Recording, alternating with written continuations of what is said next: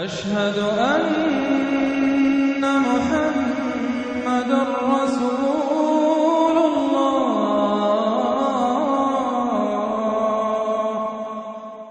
یہ جو سلسلہ شروع ہوا 14 سورتوں کا، پہلا جوڑا اس میں سے سورہ یونس، سورہ ہود علیہم الصلاۃ والسلام۔ البتہ جو تیسرا اس کے اندر سب گروپ، میں نے کہا تھا تین کے سب گروپ ہیں، یہ تیسری سورت جو ہے سورہ یوسف، یہ بالکل پورے قرآن میں منفرد ہے اپنے مزاج کی۔ اس کے ساتھ جزوی سی مشابہت آئے گی ایک سورت کی، میں بعد میں عرض کروں گا۔ اس وقت یہ ہے کہ اس کو نوٹ کیجئے کہ اب تک ہم نے پڑھا ہے جو در حقیقت انباء الرسل کا مضمون ہے، جو ضائع شد و مت کے ساتھ آیا ہے۔ حضرت ابراہیم کا تھوڑا سا ذکر سورہ انعام میں ہم نے پڑھ لیا، کچھ تھوڑا سا ذکر جو ہے وہ سورہ ہود کے اندر آ گیا ہے، لیکن یہ ہے کہ اصل جو آیا ہے انباء الرسل، ایام اللہ فذکرہم بایام اللہ۔ یہ قصص النبیین کے اعتبار سے یہ منفرد صورت ہے، پوری صورت ایک نبی کے حالات پر مشتمل۔ قرآن مجید میں اس کی کوئی اور مثال نہیں۔ پھر یہ کہ اس میں وہ رنگ ہے ہی نہیں کہ حضرت یوسف علیہ السلام نے یہ دعویٰ کیا ہو کہ میں رسول ہوں، مجھے مانو، میری اطاعت کرو، اور وہاں کی جو قوم تھی اور بادشاہ جو تھا اس سے کوئی تعاون نہ کیا ہو، کچھ نہیں، وہ انداز ہی نہیں مانو گے تو عذاب آئے گا، کچھ نہیں۔ تو نبی میں اور رسول میں جو فرق ہوتا ہے وہ بھی آپ کنٹراسٹ اچھی طرح سمجھ لیجئے۔ حضرت یوسف نبی تھے، رسول نہیں تھے۔ رسول بنا کر جسے بھیج دیا جاتا تھا وہ تو پہلے کہتا تھا مجھے مانو، میری اطاعت کرو، ان اعبدوا اللہ واطیعون، اللہ کی بندگی کرو، میری اطاعت کرو، اللہ اور خیر صلی اللہ، اس کے بعد اگلی بات ہوگی۔ لیکن نبی کا معاملہ یہ نہیں ہوتا۔ نبی جیسے کہ مصلح ہوتے ہیں، نیک لوگ ہوتے ہیں، اولیاء اللہ ہوتے ہیں، خاص اللہ تعالیٰ کے برگزیدہ بندے ہوتے ہیں۔ اب ظاہر بات ہے کہ ایسے بھی ہوتے ہیں جیسے ہماری اس امت کے اندر حضور کے بعد کتنے ہیں اولیاء اللہ پیدا ہوئے ہیں، اونچی شخصیت ہے، کیونکہ وحی کا دروازہ بند ہو چکا ہے، نبی ان میں سے کوئی نہیں ہے۔ لیکن انبیاء بنی اسرائیل جو ہے وہ گویا کہ اولیاء اللہ ہی تھے زیادہ تر، لیکن ان پر وحی بھی آتی تھی، وہ تسلسل جو ہے وحی کا چل رہا تھا۔ لیکن رسول وہی تھے کہ جنہیں تعین کے ساتھ کسی قوم کی طرف بھیج دیا جائے۔ حضرت یوسف کے جو یہ واقعات یہاں آ رہے ہیں اس تفصیل کے ساتھ، اور پوری صورت نازل ہوئی ہے، اس کا ایک سبب ہے۔ میں نے آپ سے عرض کیا تھا کہ یہ جو آخری دور تھا مکی، آپ کے قیام مکہ کے دور کا، زمانے کا، تو اس میں یہ کہ چیزیں پہنچ چکی تھی مدینے میں بھی خبریں، اور مدینے میں اہل کتاب کے یہود کے کان کھڑے ہو گئے تھے۔ اب انہیں تو امید تھی، منتظر تھے، نبوت تو آخری ظاہر ہونے والی ہے، لیکن سمجھتے تھے ہم میں سے ہوگا۔ یہاں بات بالکل جو ہے وہ تلپٹ ہو رہی ہے، لہذا وہ اب کچھ نہ کچھ شوشے چھوڑتے رہتے تھے اور انہیں کہتے تھے اپنے پیغامات کے ذریعے سے کہ اچھا تمہارے ہاں سنا کسی نے نبوت کا دعویٰ کیا ہے، اچھا تو اس سے یہ سوال پوچھو کہ یہ ابراہیم تو آباد تھے فلسطین میں، یہ جو یہودی بنی اسرائیل ہے یہ مصر میں کیسے پہنچ گئے، جو وہاں سے پھر حضرت موسیٰ ان کو نکال کر لے کر آئے، لیکن کیسے پہنچے، پہنچنے کا سبب کیا تھا، کیا ماجرا تھا؟ یہ اب تاریخ کا ایک سوال تھا جو انہوں نے کر دیا۔ اس کے جواب میں اللہ تعالیٰ نے یہ صورت نازل فرما دی، اور اس قدر خوبصورت انداز میں نازل کی ہے۔ اور میں آپ کو ایک اور بات بھی بتا دوں کہ میرا قرآن مجید کے ساتھ جو معنوی تعارف ہوا ہے پہلی مرتبہ صحیح معنی میں، وہ اسی سورہ یوسف کے حوالے سے ہے، اور سورہ یوسف کی تفہیم القرآن مولانا مودودی کی۔ 1947 میں میں میٹرک کا امتحان دے چکا تھا، ہمارا رزلٹ بھی آ چکا تھا، لیکن یہ کہ اس کے بعد وہ فسادات کیا قتل عام شروع ہوا مسلمانوں کا مشرقی پنجاب میں۔ میں حصار میں تھا، تو حصار اس شہر کا نام تھا، لیکن ہم اس میں محصور بھی ہو گئے۔ تقریباً 1.5 مہینہ ہم نے مورچے بنا لیے اور اپنی حفاظت کرتے رہے۔ اس دوران میں ظاہر بات ہے کرنے کا کوئی اور کام تھا نہیں، وہ تو جو بھی مورچوں پر جن کی ڈیوٹی ہے وہ مورچوں پر کھڑے ہیں، باقی کوئی کام نہیں۔ تو میں اور میرے بڑے بھائی اس زمانے میں پھر ایک مسجد کے اندر ہم بیٹھ کر، جو چونکہ انہوں نے بھی، وہ مجھ سے تو ویسے 6 سال بڑے ہیں، انہوں نے بھی جب میٹرک کیا تھا تو عربی پڑھی تھی، اور میں نے تازہ میٹرک کیا تھا، اور میرے پاس بھی عربی کا مضمون تھا، تو پھر یہ ہم پڑھتے تھے۔ اور ترجمان القرآن جو مولانا مودودی کا رسالہ تھا، اس میں ان دنوں تفہیم القرآن میں یہ سورہ یوسف کی تفسیر شائع ہو رہی تھی، تو ان دنوں ہم مسجد میں بیٹھ کر یہ سورہ یوسف تفہیم القرآن سے، پھر چونکہ مجھے کچھ عربی آتی تھی اور تازہ تھی، اچھی تھی، تو اس میں یہ کہ ہماری گفتگو بھی ہوتی تھی، مذاکرہ کرتے تھے۔ تو اس طریقے سے جو پہلا بیرا، اس سے پہلے بھی بہرحال یہ کہ قرآن ہے، اللہ کا کلام ہے، اللہ کی کتاب ہے، ہمارا اس پر ایمان ہے، کچھ اس کو سمجھنا، کچھ پڑھنا، یہ تو تھا، لیکن جو ایک معنوی ایک ربط قائم ہوا، ذہنی رشتہ ہے، قلبی رشتہ، وہ در حقیقت سورہ یوسف اور سورہ یوسف کی بھی وہ تشریح و تعبیر کے جو مولانا مودودی نے تفہیم القرآن میں کی ہے۔ بسم اللہ الرحمن الرحیم الف لام را تلک آیات الکتاب المبین، یہ ایک روشن آیات کی کتاب کی آیات ہیں. انا انزلناہ قرآنا عربیا، ہم نے اس کو نازل کیا ہے عربی قرآن بنا کر. کس کو نازل کیا ہے؟ وہ جو ام الکتاب میں ہمارے پاس ہے، وہ جو لوح محفوظ میں ہے، اس کو ہم نے اتارا ہے اب محمد پر، تو قرآن عربی بنا کر اتارا ہے. لعلکم تعقلون، تاکہ اے عربو، اے عرب کے رہنے والوں، اے امیین کہ جن کی طرف اولین بعثت ہمارے رسول کی ہوئی ہے، تم اچھی طرح سمجھ سکو. نحن نقص علیک احسن القصص، اے نبی ہم آپ پر بیان کرنے لگے ہیں بہترین بیان. یہ قصص نہیں ہے، قصص ہوتا قاف کے زیر کے ساتھ تو قصے کی جمع ہوتا کہ بہترین قصہ ہم آپ کو سنا رہے ہیں. نہیں، احسن القصص، قصص جو ہے یہ یہاں پر یہ مصدر ہے، بہترین بیان. ہم آپ کے سامنے بہترین بیان پیش کر رہے ہیں بما اوحینا الیک ھذا القرآن، اس قرآن کے ساتھ جو ہم نے آپ کی طرف وحی کیا ہے. وَإِن كُنتَ مِن قَبْلِهِ لَمِنَ الْغَافِلِينَ، اور یقیناً آپ اس سے پہلے، اس قرآن میں اس قصے کے آنے سے پہلے، قرآن میں اس بیان کی آمد سے پہلے، وحی سے پہلے آپ یقیناً بالکل ناواقف تھے، غافل تھے. آپ کو کچھ معلوم نہیں تھا کہ یہ حضرت یوسف کیسے وہاں پہنچے اور بنی اسرائیل کیسے پہنچ گئے. اس قال یوسف لابیہ، حضرت یعقوب علیہ السلام کی ایک تو بڑی بیوی تھی، ان سے 10 بیٹے تھے، بڑے تھے، جوان تھے. پھر ایک چھوٹی بیوی تھی، ان سے یہ 2 بیٹے تھے، یوسف بڑے ان میں سے اور بنیامین چھوٹے. 12 بیٹے تھے ان کے. یہ اس قال یوسف لابیہ، یاد کرو جب کہ کہا تھا یوسف نے اپنے والد سے، حضرت یعقوب سے، یا ابت، ابا جان، انی رأیت 11 کوكبا، میں نے دیکھا ہے 11 ستارے، والشمس والقمر، اور سورج اور چاند، رأیتهم لی ساجدین، کہ وہ مجھے سجدہ کر رہے ہیں، میرے سامنے جو ہے سجدے میں ہیں. قال یا بنی لا تقصص رؤیاک علی اخوتک، حضرت یعقوب علیہ السلام نے اس بات کو سمجھ لیا کہ یہ 11 بھائی اور یہ میں ماں باپ، ہمارا کوئی خاص معاملہ ہونے والا اس بیٹے کے ساتھ، اور اللہ تعالیٰ اس بیٹے کی کوئی خاص فضیلت ظاہر کرنے والا ہے. لہذا فرمایا کہ یہ اپنا بیان لا تقصص رؤیاک علی اخوتک، اپنے بھائیوں کے سامنے بیان نہ کر دینا. فیکیدوا لک کیدا، تو وہ تمہارے خلاف کو سازش کریں گے، اس لیے کہ ان میں پھر حسد کی آگ بھڑک اٹھے گی اور وہ سوچیں گے کہ اللہ تعالیٰ نے یہ فضیلت اگر کوئی رکھی تو ہماری بجائے وہ اس یوسف کے لیے رکھی ہے، تو اس سے کہ تمہیں کوئی غضب پہنچ جائے گا. ان شیطان للانسان عدو مبین، یقیناً شیطان تو انسان کا کھلا دشمن ہے ہی. وَكَذَلِكَ يَجْتَبِيكَ رَبُّكَ وَيُعَلِّمُكَ مِن تَأْوِيلِ الْأَحَادِيثِ، اور اسی طریقے سے تمہارا رب جو ہے تمہیں پسند کر لے گا، چن لے گا. یعنی نبوت کے لیے اب معلوم ہوتا ہے کہ میرے بیٹوں میں سے اللہ نے تمہیں چن لیا ہے، یہ معلوم ہوتا ہے. كَذَلِكَ يَجْتَبِيكَ رَبُّكَ، اسی طرح اللہ چن لے گا، برگزیدہ کرے گا تجھے. وَيُعَلِّمُكَ مِن تَأْوِيلِ الْأَحَادِيثِ، اور تمہیں سکھائے گا تعویل الاحادیث. اس کے 2 معنی ہیں، ایک تو یہ کہ خواب کی تعبیر کرنا، اور یہ کسی بھی بات کی تہ تک پہنچ جانا، کنہ تک پہنچ جانا. تو عام اگر لیں گے تو کسی بھی بات، معاملہ فہمی جسے ہم کہتے ہیں، جز رسی، کسی چیز کے جو ہے اجزاء تک انسان پہنچ جائے، نگاہ دور تک چلی جائے، وہ بھی. اور یہ کہ اس کو تعویل الاحادیث جو ہے یہ خاص طور پر خوابوں کے لیے بھی ہے. وَيُتِمُّ نِعْمَتَهُ عَلَيْكَ، اور اتمام فرمائے گا اپنی نعمت کا تجھ پر. وعلی آل یعقوب، اور تمام آل یعقوب پر. کما اتمھا علی ابویک، جیسے کہ اس نعمت کا اس نے اتمام فرمایا تیرے آباء و اجداد پر، من قبل پہلے، ابراہیم و اسحاق، ابراہیم اور اسحاق پر. یعنی اسحاق تمہارے دادا اور ابراہیم تمہارے پردادا. اپنا نام انہوں نے نہیں لیا، ظاہر بات ہے کہ وہ خود اپنا ذکر کیسے کرتے. ان ربک علیم حکیم، یقیناً تیرا رب جو ہے وہ علیم ہے اور حکیم ہے. لقد کان فی یوسف و اخوتہ آیات للسائلین، یقیناً حضرت یوسف اور ان کے بھائیوں کا جو واقعہ ہوا، جو ماجرا ہوا، اس میں تو نشانیاں ہیں پوچھنے والوں کے لیے.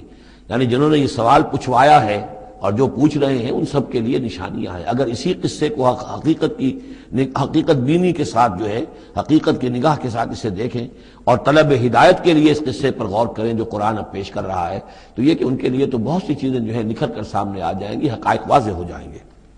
اذ قالوا لیوسف واخوہ احب الی ابینا منا ونحن عصبہ، جبکہ انہوں نے کہا کہ یہ یوسف اور اس کا بھائی بنیامین، احب الی ابینا منا، یہ ہمارے والد کو زیادہ محبوب ہیں ہم سے زیادہ محبت ان دونوں سے. ونحن عصبہ، جبکہ ہم ایک بڑی جماعت ہیں، طاقتور، بڑے تھے، جوان تھے، 10 تھے، اور ظاہر بات ہے قبائلی زندگی میں تو آپ کو معلوم ہے کہ بازو جو ہوتے ہیں، بیٹے جوان جو ہوں وہی تو اصل میں طاقت کی بنیاد ہوتے ہیں.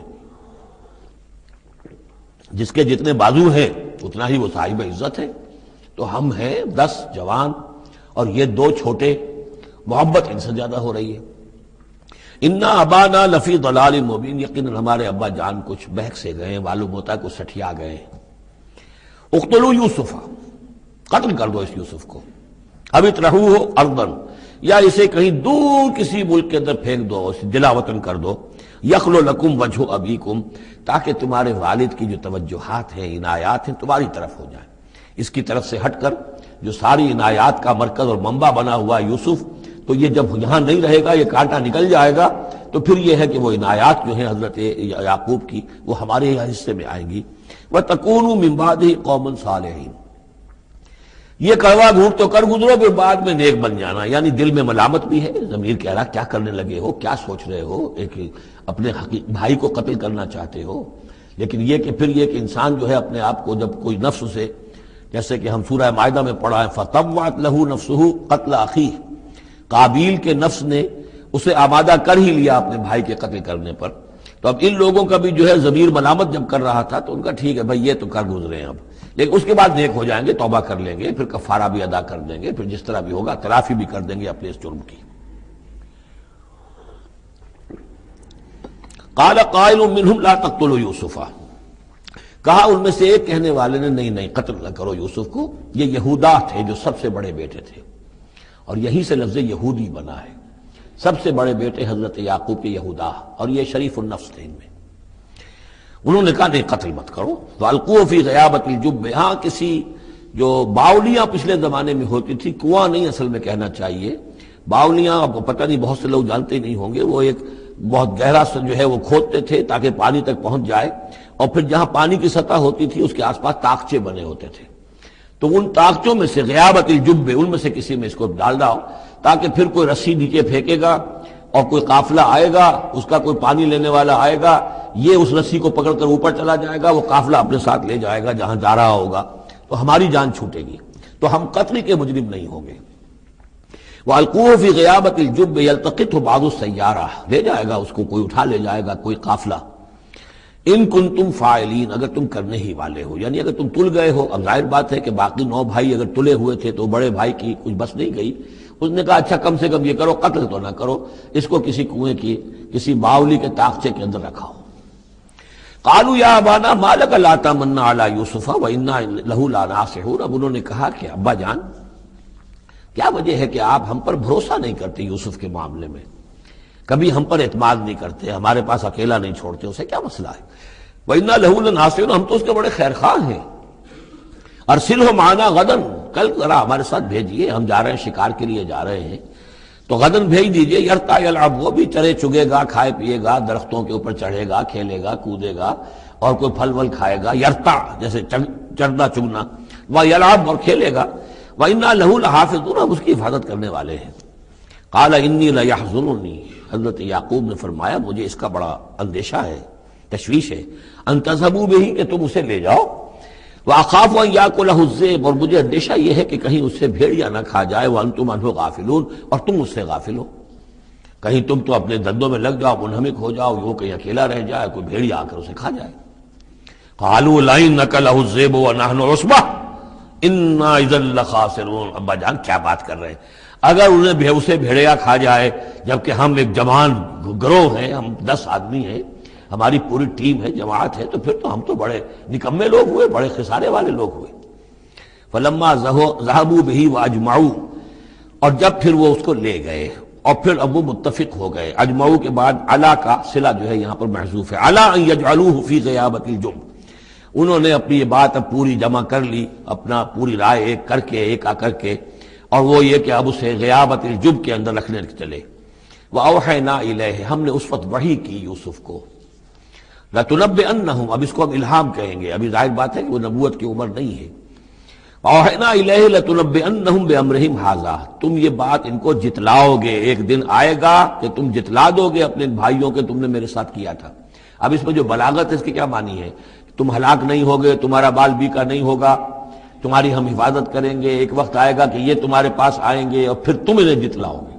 تو گویا کہ پوری داستان جو ہے ایک ان کی حوصلہ افزائی کے لیے وہ سارا ایک لفظ کے اندر ہے لَتُنَبِّئَنَّهُم بِأَمْرِهِمْ هَٰذَا وَهُمْ لَا يَشْعُرُونَ، اور اس وقت انہیں اندازہ بھی نہیں ہوگا کہ کون ان سے بات کر رہا ہے۔ وَجَاءُوا أَبَاهُمْ عِشَاءً يَبْكُونَ، شام کو وہ آ گئے روتے ہوئے اپنے ابا جان کے پاس، حضرت یعقوب کے پاس۔ قَالُوا يَا أَبَانَا إِنَّا ذَهَبْنَا نَسْتَبِقُ، انہوں نے کہا ابا جان ہم گئے تھے ذرا دوڑ لگا رہے تھے، مقابلہ کر رہے تھے دوڑنے کا۔ وَتَرَكْنَا يُوسُفَ عِندَ مَتَاعِنَا، اور ہمارا جو سامان و امان تھا، کوئی کپڑے وپڑے ہم نے رکھے تھے اضافی اتار کر دوڑنا جو تھا، تو وہاں ہم نے یوسف کو چھوڑ دیا تھا۔ فَأَكَلَهُ الذِّئْبُ، تو اسے کھا لیا ایک بھیڑیے نے۔ وَمَا أَنْتَ بِمُؤْمِنٍ لَنَا، اور آپ ہماری بات مانیں گے تو نہیں۔ وَلَوْ كُنَّا صَادِقِينَ، خواہ ہم کتنے ہی سچے ہوں، آپ نے ماننی تو نہیں ہے بات، لیکن ہم کیا کریں، ہوا یہ ہے۔ وَجَاءُوا عَلَىٰ قَمِيصِهِ بِدَمٍ كَذِيبٍ، اور کوئی جھوٹ موٹ کا خون اس کی قمیص کے اوپر لگا کے لے آئے۔ قَالَ بَلْ سَوَّلَتْ لَكُمْ أَنفُسُكُمْ أَمْرًا، حضرت یعقوب نے فرمایا نہیں، بات کچھ اور ہے، تمہارے جیوں نے، تمہارے نفسوں نے تمہارے لیے ایک بڑی بات کو ہلکا کر دیا ہے۔ تم نے کوئی بہت بڑا غلط اقدام کیا ہے اور تمہارے نفسوں نے اس کے لیے تمہیں آمادہ کر دیا ہے۔ فصبر جمیل، لیکن ظاہر بات ہے کہ اب 10 بیٹے ہیں، حضرت یعقوب اکیلے ہیں، بوڑھے ہیں۔ فصبر جمیل، میں اب کیا کر سکتا ہوں سوائے اس کے کہ صبر کروں خوبصورتی کے ساتھ، اور دیکھوں اللہ تعالیٰ اس میں سے کیا برآمد کرتا ہے۔ واللہ المستعان علی ما تصفون، اور جو کچھ تم بیان کر رہے ہیں اس پر تو ظاہر بات ہے کہ اب میں اللہ ہی سے مدد مانگ سکتا ہوں۔ وجاءت سیارۃ، اب کچھ عرصے کے بعد وہاں ایک وہ قافلہ آ گیا۔ جاءت سیارۃ فارسلوا واردہم، انہوں نے بھیجا اپنے آگے چلنے والے کو۔ یہ پرانے زمانے میں ہوتا تھا قافلہ، اس سے آگے آگے جو ہے جس کو عورت کہتے ہیں وارد، وہ جا کر جو ہے وہاں پر دیکھتا تھا کہاں کنواں ہے، پانی کہاں ہے، کہاں اگلا پڑاؤ ہوگا۔ فارسلوا واردہم، اپنے پانی بھرنے والے کو بھیجا۔ فادلا دلوا، اس نے اپنا ڈول جو ہے وہ نیچے اتارا۔ قال یا بشرا، اب اس کو پکڑ لیا حضرت یوسف نے، اس نے کھینچا، وہ سمجھ رہا تھا پانی کھینچ رہا ہوں، وہ حضرت یوسف آ گئے۔ یا بشرا ھذا غلام، انہوں نے وہیں سے شور بچایا، آواز دی کہ بشارت ہو، یہ تو ہمیں غلام مل گیا، لڑکا مل گیا۔ وَأَسَرُّوهُ بِضَاعَةً، اور انہوں نے چھپا لیا اسے ایک پونجی سمجھ کر کہ یہ تو اچھی دولت ملی ہے، اسے بیچیں گے، بیچ کے پیسے کھڑے کریں گے، چھپا لیا۔ واللہ علیم بما یعملون، اور اللہ تعالیٰ خوب جانتا تھا جو وہ کر رہے ہیں۔ وَشَرَوْهُ بِثَمَنٍ بَخْسٍ دَرَاهِمَ مَعْدُودَةٍ، اور مصر پہنچ کر انہوں نے بیچ دیا اس کو بڑی تھوڑی سی قیمت پر۔ دراہم معدودہ، گنتی کی چونیاں، درہم جو ہے ان کے ہاں دینار کا چوتھا حصہ ہوتا تھا، تو دراہم معدودہ جو ہے چند چونیوں کے عوض وہ فروخت کر دیا۔ وَكَانُوا فِيهِ مِنَ الزَّاهِدِينَ، اور اس کے معاملے میں تو وہ بہت ہی قانع تھے، یعنی چونکہ اگر تو کسی کی انویسٹمنٹ ہوئی ہو، 1000-2000 کا خریدا ہو، تب تو آدمی اس کی قیمت اپنے انویسٹمنٹ بھی نکالے اس میں سے اور پھر منافع بھی لینا چاہے، یہ تو مفت کا مال تھا۔ دوسرے یہ اندیشہ ہر وقت دھڑکا لگا ہوا تھا کہ کہیں جو ہے اس کے وارث نہ آ جائیں، تو جلد از جلد بیچ کر جو بھی ملے پیسے کھڑے کرو۔ وقال الذي اشتراه من مصر، اور جس شخص نے خریدا انہیں مصر سے، مصر میں یہ تو عزیز مصر تھا، یعنی کوئی بہت بڑا افسر، بادشاہ نہیں، لیکن یہ کہ وہاں کی جو بھی ہائرارکی تھی اس کے اندر کوئی بہت اہم مقام پر۔ وقال الذي اشتراه من مصر، اور جس شخص نے خریدا انہیں مصر میں، لامرأته، اپنی بیوی سے کہا اکرمی مثواہ، اس کو ذرا اچھے طریقے پر رکھو، عسیٰ ان ینفعنا، ہو سکتا ہے یہ ہمارے لیے نفع بخش ہو، یہ بھی ہو سکتا ہے کہ ہم اسے پھر بیچ دیں تو ہمیں دولت زیادہ مل جائے، اور نتخذہ ولدا، معلوم ہوتا ہے شاید اولاد نہیں تھی، ہم اسے اپنا بیٹا ہی بنا لیں گے۔ وَكَذَلِكَ مَكَّنَّا لِيُوسُفَ فِي الْأَرْضِ، اس طرح ہم نے زمین میں یوسف کے لیے تمکن، ٹھہراؤ کی جگہ پیدا کر دی۔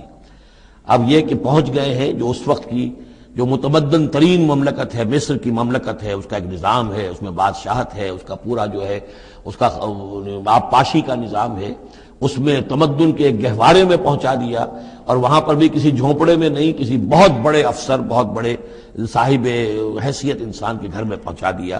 وَكَذَلِكَ مَكَّنَّا لِيُوسُفَ فِي الْأَرْضِ وَلِنُعَلِّمَهُ مِن تَأْوِيلِ الْأَحَادِيثِ، اور تاکہ ہم اسے سکھائیں باتوں کی تہ تک پہنچنا، یعنی ظاہر بات ہے کہ اگر وہ کوئی بہت بڑا عہدے دار تھا، بہت بڑا افسر تھا، تو وہاں پر لوگ آتے رہتے ہوں گے، گفتگویں ہوتی ہوں گی، امور مملکت پر بحثیں ہوتی ہوں گی۔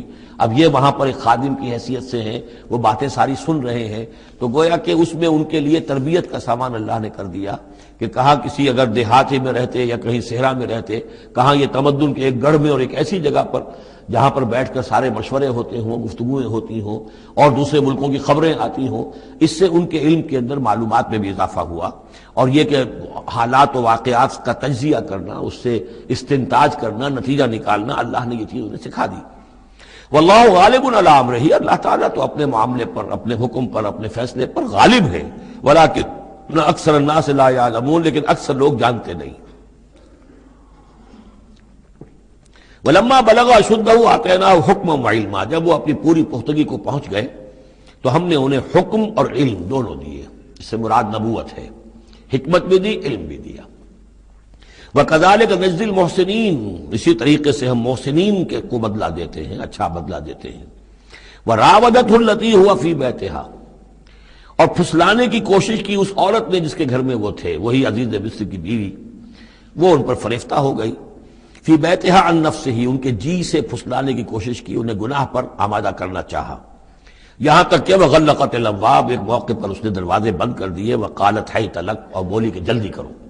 قال معاذ اللہ، حضرت یوسف نے فرمایا اللہ کی پناہ طلب کرتا ہوں، انہ ربی احسن مثوایا، یہاں ربی دونوں طرف جا سکتا ہے، ایک تو اللہ کی طرف بھی، دوسرے یہ کہ میرا آقا، یہ لفظ جو ہے آقا کے لیے، بادشاہ کے لیے بھی اس صورت میں بار بار آیا ہے کہ میں خیانت کروں اپنے آقا کی، اس نے میرے ساتھ بہترین سلوک کیا ہے، اچھی طرح رکھا ہے، میں یہ بھی نہیں کر سکتا، اور یہ بھی ہو سکتا ہے اللہ نے سارا بندوبست کیا ہے، اللہ ہی نے تو سارا مکننا لیوسف، تو دونوں طرف یہ لفظ جا سکتا ہے۔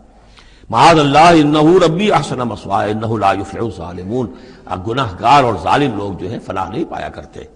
وَلَقَدْ ہمت بِهِ وَهَمَّ بِهَا، اور وہ تو ان کی طرف لپکی، یا یوں سمجھیے کہ اس نے تو ارادہ کیا اس کا، وَهَمَّ بِهَا لَوْلَا أَن رَأَىٰ بُرْهَانَ رَبِّهِ، اور وہ بھی کرتا اگر نہ دیکھ لیتا اپنے رب کی ایک دلیل، یعنی یہ کہ یوسف جوان بھی تھے، یوسف جو ہے پھر بہرحال انسان تھے، طبع بشری کی بنیاد پر ان کے اندر بھی وہ ایک داعیہ پیدا ہو سکتا تھا، لیکن اللہ تعالیٰ کا خاص انتظام یہ ہوا کہ کوئی خاص اس وقت اللہ نے انہیں اپنی ایسی نشانی دکھائی، برہان دکھائی۔ روایات میں یہ آتا ہے کہ دیوار پر حضرت یعقوب علیہ السلام کی شکل ظاہر ہوئی اور وہ انگلی سے اشارہ کر رہے تھے کہ باز رہنا، تو یہ تورات کے اندر ہے۔ تو بہرحال قرآن مجید بھی کوئی اس کی یعنی نفی نہیں ہے اس میں، بلکہ ہو سکتا ہے الرا برہان ربہ، تو یہ اللہ کی طرف سے یہ بات دکھا دی گئی ہو، یہ کوئی انہونی بات نہیں۔ اور یہ ایک بات کو وَلَقَدْ ہَمَّتْ بِهِ وَهَمَّ بِهَا، تو یہاں پہ لولا الرا برہان، وہ بھی بڑھتے ہیں، یعنی یہ کہ یہ چیزیں جو ہیں بہرحال جہاں تک فطرت انسانی کا تقاضا ہے اس میں ثابت قدم رہنا آسان کام نہیں ہے۔ كَذَلِكَ لِنَصْرِفَ عَنْهُ السُّوءَ، اور یہ اس لیے کہ ہم پھیر دیں اس سے بدی کا رخ، والفحشاء، اور بے حیائی کا، ہم نے خاص اہتمام کیا حضرت یوسف علیہ السلام کی عفت و عصمت کی حفاظت کی۔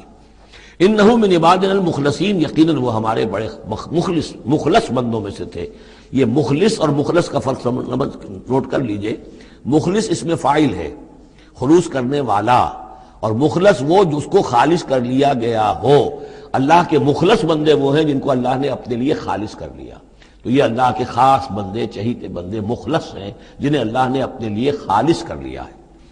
واستبق الباب، وہ دونوں دوڑے دروازے کی طرف، یعنی حضرت یوسف علیہ السلام نے اس کی نیت بری دیکھی اور دیکھا کہ وہ تلی ہوئی ہے، اس کے اوپر شیطان کا بھوت سوار ہے، تو وہ دروازے کی طرف لپکے کہ میں بھاگ جاؤں، پیچھے وہ دوڑی۔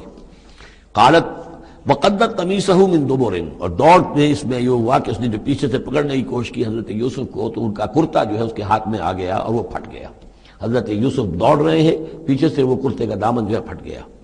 وَأَلْفَيَا سَيِّدَهَا لَدَى الْبَابِ، اور اچانک ہو سکتا ہے غیر متوقع طور پر، وقت ایسا نہ ہو عام طور پر آنے کا، اس کا جو شوہر تھا، اس کو دونوں نے دیکھا کہ وہ دونوں دروازے کے اوپر وہ موجود ہے۔ پایا ان دونوں نے اس کے شوہر کو، اس کے سردار کو، اس کے آقا کو، اس کے شوہر کو لدى الباب، دروازے کے پاس۔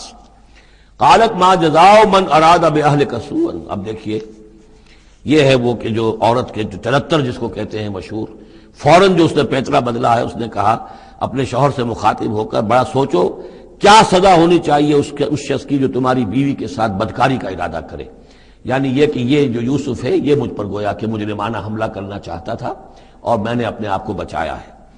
قالت ما جزاء من اراد باهلك سوءا الا ان يسجن، اس کے سوا کیا سزا ہو سکتی ہے کہ اسے جیل میں ڈال دیا جائے اور عذاب العلیم، یا اسے کوئی اور دردناک عذاب دیا جائے۔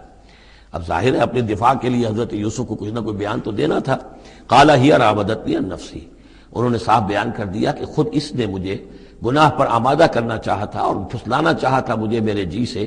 وشهد شاهد من اهلها، اب یہ کہ وہاں کوئی اور تھا، کوئی شخص کہ جو تھا اس عورت، وہ زلیخا اس کا نام آتا ہے تورات میں، قرآن میں کہیں نہیں ہے۔ امرات العزیز تو آتا ہے، اس عزیز کی بیوی، بڑے افسر کی بیوی، لیکن یہ کہ اس کا کوئی رشتہ دار بھی وہاں آن موقع پر موجود تھا، تو اس نے قرائن کی جو گواہی ہوتی ہے، سرکمسٹانشل ایویڈنس، اس کی بات کی۔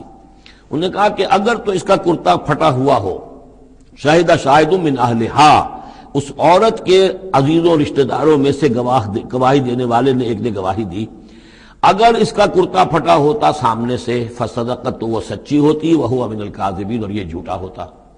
یعنی اگر کوئی مرد حملہ کر رہا ہے اور عورت اپنا تحفظ کر رہی ہے اور اس میں جو ہے کہیں کرتا پھٹتا ہے مرد کا، تو وہ سامنے کا حصہ پھٹے گا۔ وَإِنْ كَانَ قَمِيصُهُ قُدَّ مِنْ دُبُرٍ، اور اگر اس کی قمیص ہے پھٹی ہوئی پیچھے سے، فَكَذَبَتْ، تو وہ جھوٹی ہے، وَهُوَ مِنَ الصَّادِقِينَ، اور وہ سچا ہے۔ اب یہ بھی آپ دیجئے، کریڈٹ دیجئے بہرحال کہ اس کی عورت کے رشتہ داروں میں سے کسی نے اتنی عادلانہ بات کی ہے، اتنی حکیمانہ بات بھی کی ہے، عادلانہ بھی کی ہے اور حق کی بات کی ہے، تو معلوم ہوتا ہے کہ اس معاشرے کے اندر بھی جہاں بہت سی خرابیاں بھی تھیں، آگے آ جائیں گی وہ خرابیوں کا بھی ذکر ہے، لیکن یہ کہ بہرحال کچھ نہ کچھ اچھائیاں بھی تھیں۔ فلما رأى قميصه قد من دبر، جب اس نے دیکھا کہ قمیص تو پھٹی ہوئی ہے پیچھے سے، قال انه من کیدکن، تو اس نے کہا اس عزیز مصر نے اپنی بیوی سے کہ یہ تمہاری ہی چالوں میں سے ہے، فریب میں سے ہے۔ ان کیدکن عظیم، تم عورتوں کی چالیں جو ہیں اور تمہارے عورتوں کے جو فریب ہیں وہ بہت بڑے ہیں۔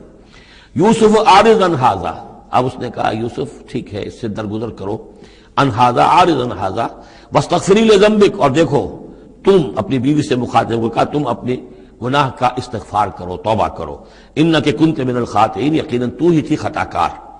وقالت نسوۃ فی المدینہ، اور کہا عورتوں نے شہر کے اندر، امرأۃ العزیز ہے، یہ ہے وہ عزیز کی بیوی، تراود فتاح عن نفسہ، وہ اپنے غلام کو پھسلا رہی ہے اور اس کو چاہتی ہے اسے گناہ پر آمادہ کرنا، قد شغفہا حبا، وہ اس کی محبت میں گرفتار ہو گئی ہے۔ انا لنراہا فی ضلال مبین، ہم دیکھتے ہیں وہ تو بڑی بھٹک گئی ہے اپنے غلام کے ساتھ یہ معاملہ، اور یہ تو بہت ہی گھٹیا بات ہے۔ فلما سمعت بمکرہن، جب اس نے امرأۃ العزیز نے سنی یہ باتیں، میرے خلاف اب یہ چرچے ہو رہے ہیں، تو اس نے چاہا کہ ان سب کا جو چونکہ اوپر کی سوسائٹی تھے وہ سارے کے سارے جو ہیں سوراخ تو سبھی کے ہاں تھے، گندگیاں ہر ایک کے ہاں تھی، لیکن یہ موقع مل گیا عورتوں کو کہنے کا، اسے معلوم تھا خود ان کے اپنے کردار کیسے کچھ ہیں، لیکن اس نے چاہا کہ اس کا بھانڈا جو ہے چوراہے کے اندر ان کے کردار کا بھی پھوڑ دیا جائے۔ ارسلت الیہن، تو ان سب کو بلوایا ایک دعوت میں، وآتت لہن متکئا، اور اہتمام کیا ایک مجلس کا، ایک ڈنر کا، اور اس میں یہ کہ سب جو متکئا جو سہارا لے کر بیٹھے ہوئے ہیں، وآتت کل واحدۃ منہن، اور ہر عورت کو اس نے ایک چھری اس کے سامنے رکھی، سکینن، ایک چھری، جب کوئی پھل وغیرہ ہوں گے اس کے ساتھ چھری بھی سب کو دی گئی ہے۔ وقالت اخرج علیہن، اور کہا کہ اے یوسف ذرا نکلو ان کے سامنے، برآمد ہو، ان کے سامنے آ جاؤ۔ فلما رأینہ، تو جب ان سب نے اس کو دیکھا، اکبرنہ، تو ششدر رہ گئیں، وقطعن ایدیہن، اور ان سب نے اپنے ہاتھ کاٹ لیے۔ اس میں ایک کا تو کسی کا غلطی سے ہاتھ کٹ گیا ہوگا، چوک گئی ہوگی، دیکھ کر ایک دم چونکی کہ یہ اس قدر حسین و جمیل، یہ تو انسان نہیں معلوم ہوتا یہ کون ہے، تو اس کا ہاتھ کاٹا۔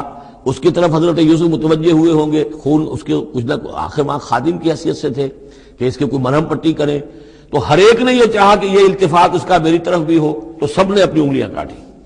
قطعنا، اب یہاں پر یہ غلطی سے بات نہیں ہو سکتی، اس لیے کہ یہ قطع یقطع تقطیعا باب تفعیل ہے، اس تفعیل کے اندر تو اہتمام اور پوری طریقے سے کوئی ارادہ کر کے کسی کام کو کیا جاتا ہے۔ اپنے ہاتھ کاٹ لیے۔ وقلنا حاشا للہ ما ھذا بشرا، ان کہا کہ حاشا للہ، یہ شخص یہ تو آدمی نہیں ہے، ان ھذا الا ملک کریم، یہ تو معلوم ہوتا ہے کہ کوئی بہت ہی بزرگ فرشتہ ہے۔ قالت فذلکن الذی لمتننی فیہ، تو اس نے کہا یہ ہے وہ جس کے بارے میں تم مجھے ملامت کر رہی تھی اور مجھ پر جو ہے تم تان کر رہی تھی. وَلَقَدْ رَاوَدتُّهُ عَن نَفْسِهِ، اور میں نے اسے یقیناً پھسلانا چاہا، گناہ پر آمادہ کرنا چاہا. فَاسْتَعْصَمَ، لیکن وہ جمع رہا، وہ قائم رہا، وہ مستقیم رہا، اس نے اپنے عفت اور عزت کی حفاظت کی. وَلَئِن لَّمْ يَفْعَلْ مَا آمُرُهُ، اور اگر اس نے نہ کیا وہ جو میں اسے حکم دے رہی ہوں، لَيُسْجَنَنَّ، تو وہ لازماً قید میں پڑے گا. وَلَيَكُونَ مِنَ الصَّاغِرِينَ، اور یہ کہ بہت ہی چھوٹا ذلیل و خوار ہو کر رہے گا. اس سے آپ اندازہ کر لیجئے کہ اس اونچی سوسائٹی کا اخلاقی طور پر اس وقت کیا حال ہو چکا تھا. کس دھڑلے سے یہ کہہ رہی ہے، اور ان کی تمام بیگمات کا بھی جو مسئلہ تھا وہ بھی سامنے آ چکا، اور اس میں ظاہر بات ہے کہ اسی دھڑلے کے ساتھ اس کا اعلان کرنا اپنے گناہ کا، کوئی اس میں حجاب محسوس نہیں کر رہی. قال رب السجن احب الی مما یدعوننی الیہ، حضرت یوسف نے دعا کی، پروردگار مجھے قید زیادہ پسند ہے اس چیز سے جس کی طرف یہ مجھے بلا رہی ہیں. وَإِلَّا تَصْرِفْ عَنِّي كَيْدَهُنَّ، اور اگر اے پروردگار تو نے مجھ سے دور نہ کر دیا ان کی چالوں کو، ان کی فریبوں کو، أَصْبُ إِلَيْهِنَّ، ہو سکتا ہے میں بھی ان کی طرف مائل ہو جاؤں. وَأَكُن مِّنَ الْجَاهِلِينَ، اور میں جاہلوں میں سے ہو جاؤں. فَاسْتَجَابَ لَهُ رَبُّهُ، تو اللہ تعالیٰ نے، اس کے رب نے اس کی دعا کو قبول کیا. فَصَرَفَ عَنْهُ كَيْدَهُنَّ، اور ان سب کی عورتوں کی جو چالیں تھیں ان سے ان کو بچا لیا. انه هو السمیع العلیم، یقیناً وہی ہے سننے والا اور جاننے والا. ثم بدا لهم من بعد ما رأوا الآیات، پھر یہ بات ان پر واضح ہو گئی، منکشف ہو گئی جب یہ ساری نشانیاں دیکھ لی. لَيَسْجُنُنَّهُ حَتَّىٰ حِينٍ، کہ عافیت اسی میں ہے کہ کچھ عرصے کے لیے اسے جیل میں ڈال دیا جائے. پبلک سیفٹی کا معاملہ یہی ہے، مصلحت عامہ کا تقاضا یہی ہے. ہم اپنی عورتوں کو تو سنبھال کے نہیں رکھ سکتے، لیکن پبلک سیفٹی کے لیے اس کو جیل میں ڈال دینا چاہیے. وَدَخَلَ مَعَهُ السِّجْنَ فَتَيَانِ قَالَ أَحَدُهُمَا إِنِّي أَرَانِي أَعْصِرُ خَمْرًا وَقَالَ الْآخَرُ إِنِّي أَرَانِي أَحْمِلُ فَوْقَ رَأْسِي خُبْزًا تَأْكُلُ مِنْهُ الطَّيْرُ مِنْهُ نَبِّئْنَا بِتَأْوِيلِهِ إِنَّا نَرَاكَ مِنَ الْمُحْسِنِينَ صدق اللہ العظیم. اور داخل ہوئے ان کے ساتھ جیل میں دو جوان. جب انہیں جیل میں بھیجا گیا حضرت یوسف علیہ السلام کو، تو اتفاقاً اسی موقع پر دو اور قیدی بھی لا کر داخل کیے گئے. قال احدہما، ان میں سے ایک نے یہ کہا، انی ارانی اعصر خمرا، میں یہ دیکھ رہا ہوں، خواب میں نے دیکھا ہے کہ میں شراب کشید کر رہا ہوں. وقال الآخر، اور دوسرے نے کہا، انی ارانی احمل فوق راسی خبزا، میں دیکھتا ہوں اپنے آپ کو کہ میں اپنے سر پر وہ روٹیاں اٹھائے ہوئے ہوں. تاکل الطیر منہ، اور اس روٹیوں میں پرندے جو ہے کھا رہے ہیں، چونچے مار رہے ہیں. نبئنا بتاویلہ، ہمیں ذرا ان خوابوں کی تعویل بتائیے. انا نراک من المحسنین، ہم دیکھتے ہیں کہ آپ عام قیدیوں کی طرح نہیں ہیں. آپ کا کردار، آپ کی شخصیت، آپ کی سیرت، آپ کی وجاہت یہ بالکل مختلف ہے. ہم دیکھتے ہیں کہ آپ تو بہت اچھے آدمی ہیں، بہت بزرگ آدمی ہے. تو ہمیں امید ہے کہ آپ ہمارے خوابوں کی تعویل بتا سکیں گے. قال لا یاتیکما طعام ترزقانہ الا نبأتکما بتاویلہ، حضرت یوسف نے فرمایا کہ جو کھانا آتا ہے تمہارے لیے، وہ راشن کا وقت معین ہوگا جو قیدیوں کو تقسیم کیا جاتا ہے، تو نہیں آئے گا تم تک کھانا جو دیا جاتا ہے تمہیں، مگر یہ کہ میں بتا دوں گا تمہیں اس کی تعویل. یعنی فوراً جواب نہیں دیا، کچھ ان سے ٹائم لیا، کچھ وقت لیا انہوں نے کہ اس میں اپنی تبلیغ کر سکیں، اپنی بات اس کو بتا سکیں کہ جب یہ اب میری طرف متوجہ ہوئے ہیں. اور یہ داعی حق کا یہ کام ہوتا ہے کہ وہ ہر وقت اس فکر میں رہے کہ کسی بھی اعتبار سے کوئی موقع ہو کہ کوئی خیر کی بات کسی سے کہنے کے لیے صحیح جو ہے تقریب پیدا ہو جائے تو اس موقع سے فائدہ اٹھایا جائے. الا نبأتکما بتاویلہ قبل ان یاتیکما، اس سے پہلے کہ تمہارا وہ راشن آئے. ذالکما مما علمنی ربی، اور دیکھو یہ وہ چیز ہے جو میرے رب نے مجھے سکھائی ہے. میں کوئی دعوے دار نہیں ہوں اپنے کسی ذاتی کمال کا. اب اس میں خود بخود اس جملے میں بھی اللہ تعالیٰ کی طرف ایک توجہ اور اللہ کی طرف ایک نسبت موجود ہے. انی ترکت ملت قوم لا یؤمنون باللہ وہم بالآخرۃ ہم کافرون، دیکھو میں نے ترک کر دیا ہے اس قوم کا راستہ کہ جو نہ اللہ کو مانتے ہیں اور نہ ہی آخرت پر ان کا یقین ہے، بلکہ آخرت کے وہ کافر ہیں، منکر ہیں، نہیں مانتے آخرت کو. واتبعت ملت آبائی، اور میں نے پیروی کی ہے، اختیار کر لی ہے ملت اپنے آبا کی، ابراہیم و اسحاق و یعقوب، یعنی ابراہیم اور اسحاق اور یعقوب کی. یہاں اس سے مراد کیا ہے؟ دیکھیے کہ ایک شخص جو ہے بچپن میں ہی اگر پیدا ہوا ہے مسلمانوں میں، تو ایک تو ہے موروثی عقائد کے جو اسے ملے ہیں، اور ظاہر بات ہے کہ وہ اللہ کا نام جانتا ہے، رسول کا نام جانتا ہے، کلمے اس کو پڑھا دیے گئے، نماز سکھا دی گئی. لیکن ایک ہوتا ہے جب انسان شعور کی عمر کو پہنچے تو خود اپنے غور و فکر سے اپنا جو فری ایک چوائس ہے اس کو ایکسرسائز کرتے ہوئے کسی شے کو قبول کرنا، کسی شے کو اختیار کرنا. تو گویا کہ حضرت یوسف علیہ السلام اس کا تذکرہ کر رہے ہیں کہ میں نے شعوری طور پر، کیونکہ اب جو زندگی گزر رہی ہے، جن لوگوں کے مابین گزر رہی ہے، وہ لوگ تو کافر ہیں، وہ لوگ تو کسی نبی سے وحی سے واقف ہی نہیں ہیں، مصر کے قوم ہے. لیکن یہ کہ میں نے ان کے طریقے کو چھوڑ دیا ہے شعوری طور پر فیصلہ کر کے. میں نے شعوری طور پر اختیار کیا ہے اپنے آباء و اجداد، صرف اس لیے نہیں کہ وہ میرے آباء و اجداد ہیں، بلکہ اس لیے کہ ان کا راستہ میرے نزدیک صحیح ہے، عقل سلیم کے نزدیک جو ہے وہی معقول ہے. واتبعت ملت آبائی ابراہیم و اسحاق و یعقوب ما کان لنا ان نشرک باللہ من شیء. دیکھو ہمارے لیے یہ روا نہیں ہے کہ ہم اللہ کے ساتھ کسی بھی شے کو شریک کریں. ذالک من فضل اللہ علینا، یہ اللہ کا بڑا فضل ہے ہم پر، وعلی الناس، اور سب لوگوں پر. اللہ نے تو انسانوں کو اشرف المخلوقات بنایا، اور یہ کہ انسان جو ہے اللہ کے سوا کچھ اور چیزوں کو کہ جنہیں اللہ نے انہی کی چاکری کے لیے پیدا کیا ہے اپنا معبود بنا لے. ولیکن اکثر الناس لا یشکرون، لیکن اکثر لوگ شکر نہیں کرتے، شکر گزار نہیں ہوتے. یا صاحب السجن، اے میرے جیل کے دونوں ساتھیوں، ارباب متفرقون خیر ام اللہ الواحد القہار. خود غور کرو، کیا یہ بہت سے جو ارباب ہم نے بنا رکھے ہیں یا تم نے بنا رکھے ہیں، بہت سے دیوی دیوتا متفرق جدا جدا ہیں، یہ بہتر ہے یا ایک الواحد اب اللہ الواحد القہار، یا اللہ جو اکیلا ہے اور پوری طریقے سے چھایا ہوا ہے. ما تعبدون من دونہ الا اسماء سمیتموها انتم وآباؤکم، نہیں پوچھتے تم اس کے سوا دیویوں اور دیوتاؤں کو مگر یہ کوئی شے نہیں ہے، یہ کچھ نام ہے جو تم نے رکھ لیے ہیں، تم نے بھی اور تمہارے آباء و اجداد نے بھی. ما انزل اللہ بہا من سلطان، اللہ تعالیٰ نے ان کے لیے کوئی سند نہیں اتاری. ان الحکم الا للہ، اختیار مطلق صرف اللہ کا ہے. حکم دینے کا اختیار، فیصلے کا اختیار، قانون دینے کا اختیار صرف اللہ کا ہے. امر اللہ تعبدوا الا اياه، اور اس نے یہ حکم دیا ہے کہ اس کے سوا کسی اور کو مت پوجو، مت بندگی کرو. ذالک الدین القیم، یہی ہے دین سیدھا اور قائم اور دائم، ہمیشہ کا دین. ولکن اکثر الناس لا يعلمون، لیکن اکثر لوگ علم نہیں رکھتے. یا صاحب السجن، اے میرے زنداں کے دو ساتھیوں، اما احدکما فیسقی ربہ خمرا، تم میں سے ایک جو ہے وہ تو اپنے آقا کو، یہاں رب کا لفظ آیا ہے بادشاہ کے لیے، اپنے آقا کو، بادشاہ کو شراب پلائے گا. یہ پہلے بھی ایک شخص تھا، ساقی تھا یہ بادشاہ کا، لیکن یہ کہ کوئی اس کے اوپر الزام لگا، اس الزام میں اس کو جیل بھیج دیا گیا، لیکن اس کے بعد یہ بری ہو گیا، ری انسٹیٹ ہو گیا اپنی پوزیشن پر، اور اس کی خبر دے دی حضرت یوسف علیہ السلام نے اس کے خواب کے حوالے سے کہ آصر و خمرہ، میں دیکھ رہا ہوں کہ میں شراب کشید کر رہا ہوں. تو آپ نے اس کی تعویل یہ کی کہ تمہارے خواب کا مطلب یہ ہے کہ تم رہائی پا جاؤ گے، اور پھر تم اپنے بادشاہ کے پاس جا کر، آقا کے پاس وہی خدمت جو ہے ساقی گری کی تم کرو گے.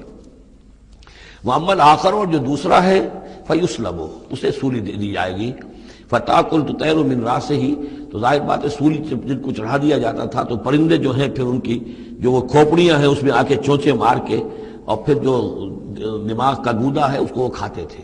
تو فرمایا کہ وہ پھر تاکل الطیر من راسہ، جب وہ سولی پر چڑھا ہوا ہوگا تو پرندے آئیں گے اور اس کی کھوپڑی میں چونچے مار کے اس کے سر میں سے کھائیں گے، بھیجا کھائیں گے. قضی الامر الذی فیہ تستفتیان، فیصلہ کر دیا گیا اس معاملے کا جس کے بارے میں تم دونوں نے فتویٰ مانگا تھا، رائے پوچھی تھی. وقال للذی ظن انہ ناج، اور حضرت یوسف نے کہا اس شخص سے جس کے بارے میں ان کا گمان تھا کہ یہ نجات پا جائے گا، رہائی پائے گا، چلا جائے گا، منہما، ان دونوں میں سے، اذکر افنی عند ربک، کبھی میرا ذکر کرنا اپنے رب کے پاس، اپنے آقا، اپنے مالک، اپنے بادشاہ کے پاس میرا بھی ذکر کرنا کہ ایک شخص ہے، بے گناہ ہے، اور اس طریقے سے جیل میں اس کو ڈال دیا گیا ہے. فانساہ شیطان ذکر ربہ، تو شیطان نے بھلائے رکھا اس شخص کو اپنے بادشاہ کے پاس حضرت یوسف کے ذکر کرنے کو. فلبث فی السجن بضع سنین، تو حضرت یوسف رہے اس جیل کے اندر کوئی کئی برس تک. بضع کا لفظ عربی زبان میں 9 تک پر آتا ہے، 10 سے کم تر، تو 2 3 4 5 6 7 8 9 تک. وقال الملک کو، اب اس کے بعد ایک نیا چیپٹر آ رہا ہے اس داستان کا. بادشاہ نے کہا، قال الملک کو اپنے دربار میں، اب یہاں یہ نوٹ کر لیجئے کہ اس وقت کا جو مصر کا یہ بادشاہ ہے یہ فرائنہ میں سے نہیں ہے. اس وقت مصر میں حکومت تھی جن کو تاریخ میں کہتے ہیں ہکسوس کنگز، چرواہے بادشاہ. ہوا یہ تھا کہ یہی جو عرب کا ڈیزرٹ تھا جس نقشے میں آپ نے دیکھا ہے، ہمیشہ تاریخ میں ایسا ہوتا رہا ہے کہ ڈیزرٹ میں کچھ قوت جو ہے ہیومن پوٹینشیل ڈیولپڈ ہوتا ہے، پھر وہ آ کر جو متمدن علاقے ہوتے ہیں ان پر حملہ کرتا ہے، اور پھر یا تو لوٹ مار کر کے واپس آ جاتے ہیں یا وہاں پر اپنی حکومتیں بھی قائم کر لیتے ہیں.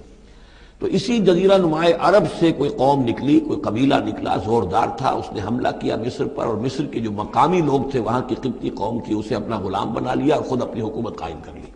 تو چرواہے بادشاہ کہلاتے ہیں کہ یہ صحرا سے آئے تھے، چرواہے تھے، اور یہ آ کر یہاں بادشاہ بن گئے. گویا کہ یہ لوکل نہیں تھے، بادشاہ تھے، فرائنہ میں سے نہیں تھے، فرائنہ کے خاندان میں سے نہیں تھے، بلکہ خود عرب تھے. وہ بادشاہ جو ہے معلوم ہوتا ہے کہ تھا بھی نیک سرشت، بہت ہی بھلا انسان تھا، اگرچہ یہ کہ بہرحال جہاں تک تعلق ہے توحید کا یا رسالت کا یا نبوت کا یا آخرت کا یا شریعت کا یا کتاب کا، اس سے نابلد، لیکن ہوتے ہیں مختلف لوگ، مختلف مزاج، تو بھلا آدمی تھا.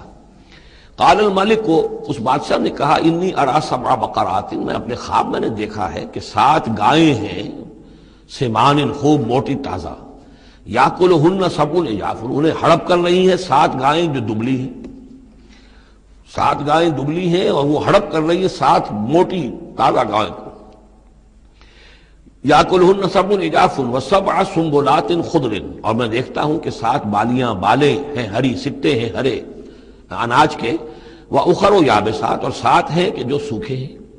یا ایھا الملأ افتونی فی رؤیایا، اے میرے درباریوں، اے میرے سرداروں، ذرا مجھے میرے خواب کی تعبیر بتاؤ. ان کنتم للرؤیا تعبرون، اگر تم واقعتاً خوابوں کی تعبیر کا فن جانتے ہو، اس سے واقف ہو. قالوا اضغاث احلام، انہوں نے کہا نہیں یہ تو پریشان خیالی ہے، یہ خواب جو ہے کوئی خاص مانوی خواب نہیں ہے، ایسے ہی ہے جیسے کہ پریشان خیالات ہوتے ہیں. جیسا کہ اب آپ کو معلوم ہے فرائڈ کا نظریہ ہے کہ یہ صرف جو انسان کے جو سیکشول ڈیزائرز ہیں یا اور کوئی ایمبیشنز ہیں نفسیاتی یا نفسانی، وہ دبی ہوئی ہوتی ہیں، تو پھر یہ کہ انسان خواب کے اندر ان کی تسکین جو ہے وہ کر لیتا ہے کسی طریقے سے، تو وہ اس کے اپنے خیالات ہوتے ہیں، پریشان خیالات. اگرچہ اسلام میں خواب 3 قسم کے ہیں. ایک خواب ہے جو اللہ کی طرف سے ہوتا ہے، جس کو ہم کہتے ہیں سچا خواب، رؤیا صادقہ، وہ نبوت کے اجزاء میں سے ہے. اور ایک خواب شیطانی ہوتا ہے جو شیطان کی طرف سے ہوتا ہے، شیطان جو جنات ہیں وہ اس میں الہام کرتے ہیں. اور تیسرا اسی نوعیت کا ہوتا ہے جس کو یہاں کہا گیا ہے. تو فرائڈ ظاہر بات ہے کہ ان چیزوں سے واقف ہے، وہ جہاں تک کہ وہ رؤیا صادقہ ہے اس سے واقف نہیں ہے. قالوا اضغاث احلام وما نحن بتاویل الاحلام بعالمین، ایسے خوابوں کی تعبیر ہمیں نہیں آتی ہے. وہ باقاعدہ کوئی خواب ہو تو اس کی تعبیر ہم بتائیں. وقال الذی نجا منہما، اب اس شخص نے، وہ جو وہاں پر پھر ساقی گری کر رہا تھا، اسے اچانک حضرت یوسف یاد آ گئے. وقال الذی نجا منہما، اور کہا اس شخص نے جو ان دونوں قیدیوں میں سے نجات پا گیا تھا، بری ہو گیا تھا، رہا ہو گیا تھا، وذکر بعد امۃ، اور اس طویل عرصے کے بعد اسے اچانک یاد آ گیا، انا انبئکم بتاویلہ فارسلون، میں بتا دوں گا اس خواب کی تعویل آپ لوگوں کو، ذرا مجھے جانے دو، مجھے اجازت دیجئے کہ میں جاؤں اور جیل میں جا کر وہاں ایک شخص ہے اس سے مل کر اس خواب کی تعبیر معلوم کر لوں. یوسف ایھا الصدیق، اب وہ پہنچ گیا حضرت یوسف کی خدمت میں. یوسف اے صدیق، اے سچے، افتنا فی 7 بقرات سمان یاکلہن 7 عجاف، ذرا ہمیں بتائیے، تعویل بتائیے، حکم بتائیے اس کا کہ 7 گائیں ہیں بڑی دبلی اور وہ کھا گئیں، ہڑپ کر رہی ہیں 7 ان کو کہ جو موٹی ہیں، وسبع سنبلات، اور 7 بالی ہیں جو ہری ہیں، خضر واخر یابسات، اور 7 جو ہیں وہ بہت خشک ہیں، سوکھی ہیں. لعلی ارجع الی الناس، تاکہ میں لوگوں تک واپس جاؤں، لعلہم یعلمون، تاکہ انہیں معلوم ہو جائے کہ یہ خواب جو بادشاہ کا ہے اس کی تعبیر کیا ہے. قال تزرعون 7 سنین دأبا، حضرت موسیٰ نے اس خواب کی تعبیر بتائی کہ تم 7 سال تک خوب زراعت کرو گے، ڈٹ کر، دب کر. یہ دأبا جو ہے جم کر، جو پنجابی میں کہتے ہیں دب کے واہ تے رج کے کھا، تو یہ معلوم ہوتا ہے شاید کوئی نہ کوئی رب کا تعلق اس کا داب کے ساتھ ہے. تزرعون 7 سنین دأبا، تم 7 سال تو خوب جو ہے وہ یعنی ڈٹ کر اور محنت سے اور خوب جم کر کھیتی کرو گے. فما حصدتم، اب نہ صرف یہ کہ تعبیر بتا رہے ہیں، تدبیر بھی بتا رہے ہیں. تو دیکھو جو بھی تم کاٹو، جو فصل ملے، فضروہ فی سنبلہ، تو اسے اس کی بالیوں ہی میں، سٹوں ہی میں رہنے دینا. سارا اناج نکال نہ لینا، الا قلیلا مما تاکلون، سوائے تھوڑا تھوڑا کر کے کہ جو تمہاری ضرورت ہو کھانے کی۔ اس لیے کہ آج یہ معلوم ہے کہ بہترین پریزرویٹو جو ہے یہ سٹوں میں اگر نہ چھوڑ دیا جائے، ان کو اگر نہ نکالا جائے تو پھر ان کے لیے کسی اور ایڈیشنل پریزرویٹو کی ضرورت نہیں ہے، یہ محفوظ رہتے ہیں، ان کو جو ہے وہ انسیکٹس وغیرہ ختم نہیں کر سکتے۔ تو وہ تدبیر بھی بتا دی کہ اس کو ابھی سارے کے سارے کے اناج کو گاہ نہ لینا، بلکہ یہ کہ انہی بالیوں کے اندر، انہی سٹوں کے اندر ان کو رہنے دینا، الا قلیلا مما تاکلون، جو بھی تم کھاتے جاؤ اس میں سے جو ضرورت کے مطابق۔ ثم یاتی من بعد ذلک صبر شداد، پھر اس کے بعد 7 سال آئیں گے بہت سختی کے، یعنی بارش نہیں ہوگی، شدید قحط پڑے گا۔ یا کلنا، وہ 7 سال کھا جائیں گے، ما قدمتم لہن، جو کچھ بھی تم نے بچا کے رکھا ہوگا ان کے لیے، یعنی تعبیر بھی تدبیر بھی سب کچھ بتا دی گئی۔ تعبیر تو یہ کہ 7 سال تک خوشحالی ہوگی، اچھی فصل ہوگی، اور 7 سال اس کے بعد قحط کے آنے والے ہیں۔ تدبیر کیا بتائی کہ پہلے 7 سالوں میں بس ضرورت کا اناج جو ہے وہ گاہ کر نکال کر استعمال کر لینا، باقی ذخیرہ کرنا اور رہنے دینا اسی طرح اس کی بالیوں کے اندر، اور پھر جب وہ قحط کے دن ہو گئے تو اس پر گزارا کرنا۔ ثم یاتی من بعد ذلک، پھر اس کے بعد ایک سال آئے گا، صبر شداد یاکلنا، وہ سال آئیں گے 7، یاکلنا ما قدمتم لہن الا قلیلا ما تحسنون، جو تم نے رکھا ہوا ہوگا وہ تم کھاؤ، وہ کھا جائیں گے سوائے اس کے کہ جو تم بیج کے لیے روک رکھو گے۔ ثم یاتی من بعد ذلک عام فیہ یغاث الناس، پھر ایک 7 سال کے بعد پھر آئے گا لوگوں پر ایک ایسا سال کہ خوب ان پر می برسے گا، وفیہ یعصرون، اور جب می برسے گا تو خوب انگور کی فصل بھی ہوگی، اور انگور کی فصل ہوگی تو پھر شراب بھی کشید ہوگی۔ وقال الملک اوتونی بہ، اب یہ ساری بات سن کر بادشاہ نے کہا اس شخص کو تو میرے پاس لے کر آؤ، اتنا ذہین انسان ہے اور اتنا سمجھدار انسان ہے، اس کو تو یقیناً جیل میں نہیں ہونا چاہیے، میرے پاس ہونا چاہیے۔ فلما جاء الرسول، اور جب وہ ایلچی آیا حضرت یوسف کے پاس، قال ارجع الی ربک، انہوں نے کہا کہ دیکھو میں اس طرح یہاں سے نکلنے کو تیار نہیں۔ ظاہر بات ہے جب جیل میں ڈالا گیا تو کوئی تہمت تو لگی ہوگی، کوئی FIR تو کٹی ہوگی نا، آخر میں کوئی نہ کوئی الزام، کوئی جو خانہ پوری کی گئی تھی تو وہ تو ان کے اوپر داغ ہے، دھبا تو ہے۔ تو میں جب تک کہ بری ذمہ نہ ہو جاؤں اور بری نہ ہو جاؤں ان الزامات سے، جب تک کہ میرا دامن جو ہے صاف نہ ہو جائے، میں یہاں سے نکلنا نہیں چاہتا۔ فرمایا قال ارجع الی ربک فاسألہ، تو لوٹ جاؤ اپنے بادشاہ کے پاس، فاسألہ، اور ذرا اس سے جا کے پوچھو، ما بال النسوۃ اللاتی قطعن ایدیہن، ان عورتوں کا کیا مسئلہ تھا جنہوں نے اپنے ہاتھ کاٹ لیے تھے۔ ان ربی بکیدہن علیم، یقیناً میرا رب ان کی چالوں سے اور ان کے چرتروں سے خوب واقف ہے۔ قال فما خطبکن، اب بادشاہ نے طلب کر لیا سب کو، وہ بیگمات کو، اذ راوتن، ما خطبکن اذ راوتن یوسف عن نفسہ، کیا معاملہ تھا تم لوگوں کا، کیا حقیقت تھی اس کی جبکہ تم نے یوسف کو چاہا، تم سب نے چاہا کہ اسے تم پھسلا دو اور اسے تم گناہ پر آمادہ کرو۔ قلنا حاشا للہ ما علمنا علیہ من سوء، ان سب نے کہا کہ اللہ گواہ ہے ہم میں اس کے بارے میں ہمارے علم میں کوئی برائی نہیں ہے، اس کے نیت میں کوئی برائی، اس کی طرف سے کوئی اقدام، اس کی طرف سے کوئی غلط جو ہے کام قطعاً نہیں، جو بھی کچھ تھی غلطی وہ ہماری تھی۔ قالت امرأۃ العزیز، اب وہ اس امرأۃ العزیز نے بھی، جس کا نام زلیخا مشہور ہے، اس نے بھی کہا الآن حسس الحق، اب تو حق واضح ہو گیا، وہ جو بھی کچھ تھا اس کا پردہ چاک ہو گیا۔ انا راودتہ عن نفسہ، میں نے ہی اصل میں اس کو پھسلانا چاہا تھا، میں نے ہی اسے گناہ پر آمادہ کرنا چاہا تھا، وانہ لمن الصادقین، اور وہ بالکل سچا ہے، اس نے کوئی غلط بیانی نہیں کی ہے۔ ذالک لیعلم، یہ جملہ جو ہے اس کے بارے میں بہت سے اقوال ہے کہ یہ کس کا قول ہے۔ ایک قول یہ ہے کہ یہ زلیخا ہی کا کلام بھی چل رہا ہے، یہ اس لیے کہ وہ اس کو معلوم ہو جائے، یعنی حضرت یوسف علیہ السلام کو، انی لم اخنہ بالغیب، کیونکہ حضرت یوسف اس وقت وہاں موجود نہیں تھے، ان کی غیر موجودگی میں اس نے اپنے گناہ کا اقرار کیا ہے کہ میں نے اس کے ساتھ خیانت نہیں کی ہے۔ اب بھی ہو سکتا تھا کہ وہ پھر کوئی بکواس کرتی اور غلط بات کہتی، لیکن نہیں، لم اخنہ بالغیب، تاکہ یوسف کے علم میں یہ بات آ جائے کہ میں نے یہاں اس کی غیر موجودگی میں کوئی خیانت نہیں کی ہے۔ وَأَنَّ اللَّهَ لَا يَهْدِي كَيْدَ الْخَائِنِينَ، اور یقیناً اللہ تعالیٰ جو ہے خیانت کرنے والوں کی چال کو کامیاب نہیں کرتا۔ وما ابرئ نفسی، اور یہ کہ میں اپنے آپ کو کوئی بہت یہ نہیں سمجھتی کہ میں مجھ سے گناہ سرزد نہیں ہو سکتا، میں اپنے نفس کو بری نہیں کہتی۔ ان النفس لامارۃ بالسوء، نفس جو ہے انسان کا وہ تو بدی کا حکم دیتا ہی ہے، الا ما رحم ربی، سوائے اس کے کہ جس پر اللہ کا رحم ہو گیا ہو۔ ان ربی غفور الرحیم، یقیناً میرا رب جو ہے بہت غفور اور رحیم ہے۔ ایک تو یہ ترجمہ ہے اس رائے کے مطابق کہ یہ سارا کلام جو ہے اسی زلیخا کا ہے۔ اصل میں اسی اعتبار سے ہمارے ہاں وہ جو قصہ گو ہیں یوسف زلیخا کے قصے ہیں، ان میں تو پھر مائی زلیخا کو بہت ولی اللہ بنا دیا گیا ہے، اور کوئی ایسی بات بھی نہیں ہو سکتا ہے کہ اس پورے دوران میں وہ عشق مجازی جو ہے اس کا وہ عشق حقیقی میں تبدیل ہو چکا ہو اور حقیقتاً ہدایت پر آ گئی ہو، اور جیسا اگر یہ کلام اسی کا ہے جیسے کہ بہت سے لوگ جو ہے مانتے ہیں ہمارے مفسرین میں سے، اسی کا کلام ہے۔ اب وہ اللہ کا ذکر جس طرح کر رہی ہے، میں نے اب جو ہے اس پر صحیح بات کہہ دی ہے، اللہ خائنوں کی بات کو راہیاب نہیں کرتا، اور میں اپنے نفس کو بری نہیں کہتی، یقیناً نفس جو ہے وہ تو انسان کو بدی کا حکم دیتا ہی ہے، الا ما رحم ربی۔ ایک رائے یہ ہے کہ اس کا قول تو ختم ہو گیا، انا راودتہ عن نفسہ وانہ لمن الصادقین۔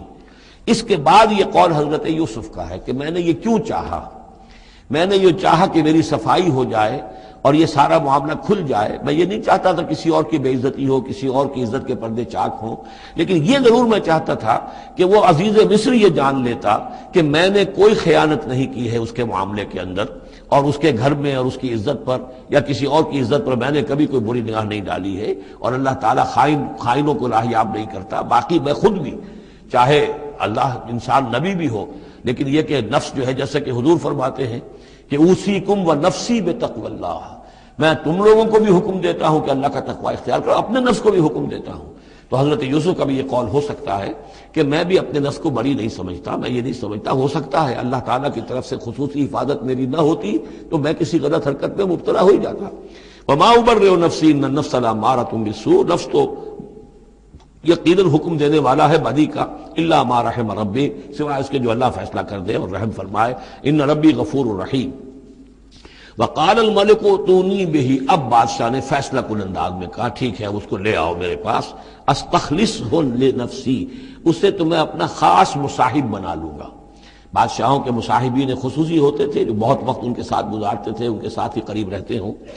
فلما کلمہ، تو اب جب حضرت یوسف آ گئے دربار میں اور بادشاہ نے بات کی ان سے، قال انک اليوم لدینا مکین امین، تو بادشاہ نے کہا کہ آج کے دن سے آپ ہمارے پاس جو ہوں گے بڑی عزت والے اور معتبر انسان ہوں گے، اب آپ کی حیثیت جو ہے بہت اونچی ہوگی اس معاشرے کے اندر، ہمارے بڑے درباریوں میں آپ کا شمار ہوگا۔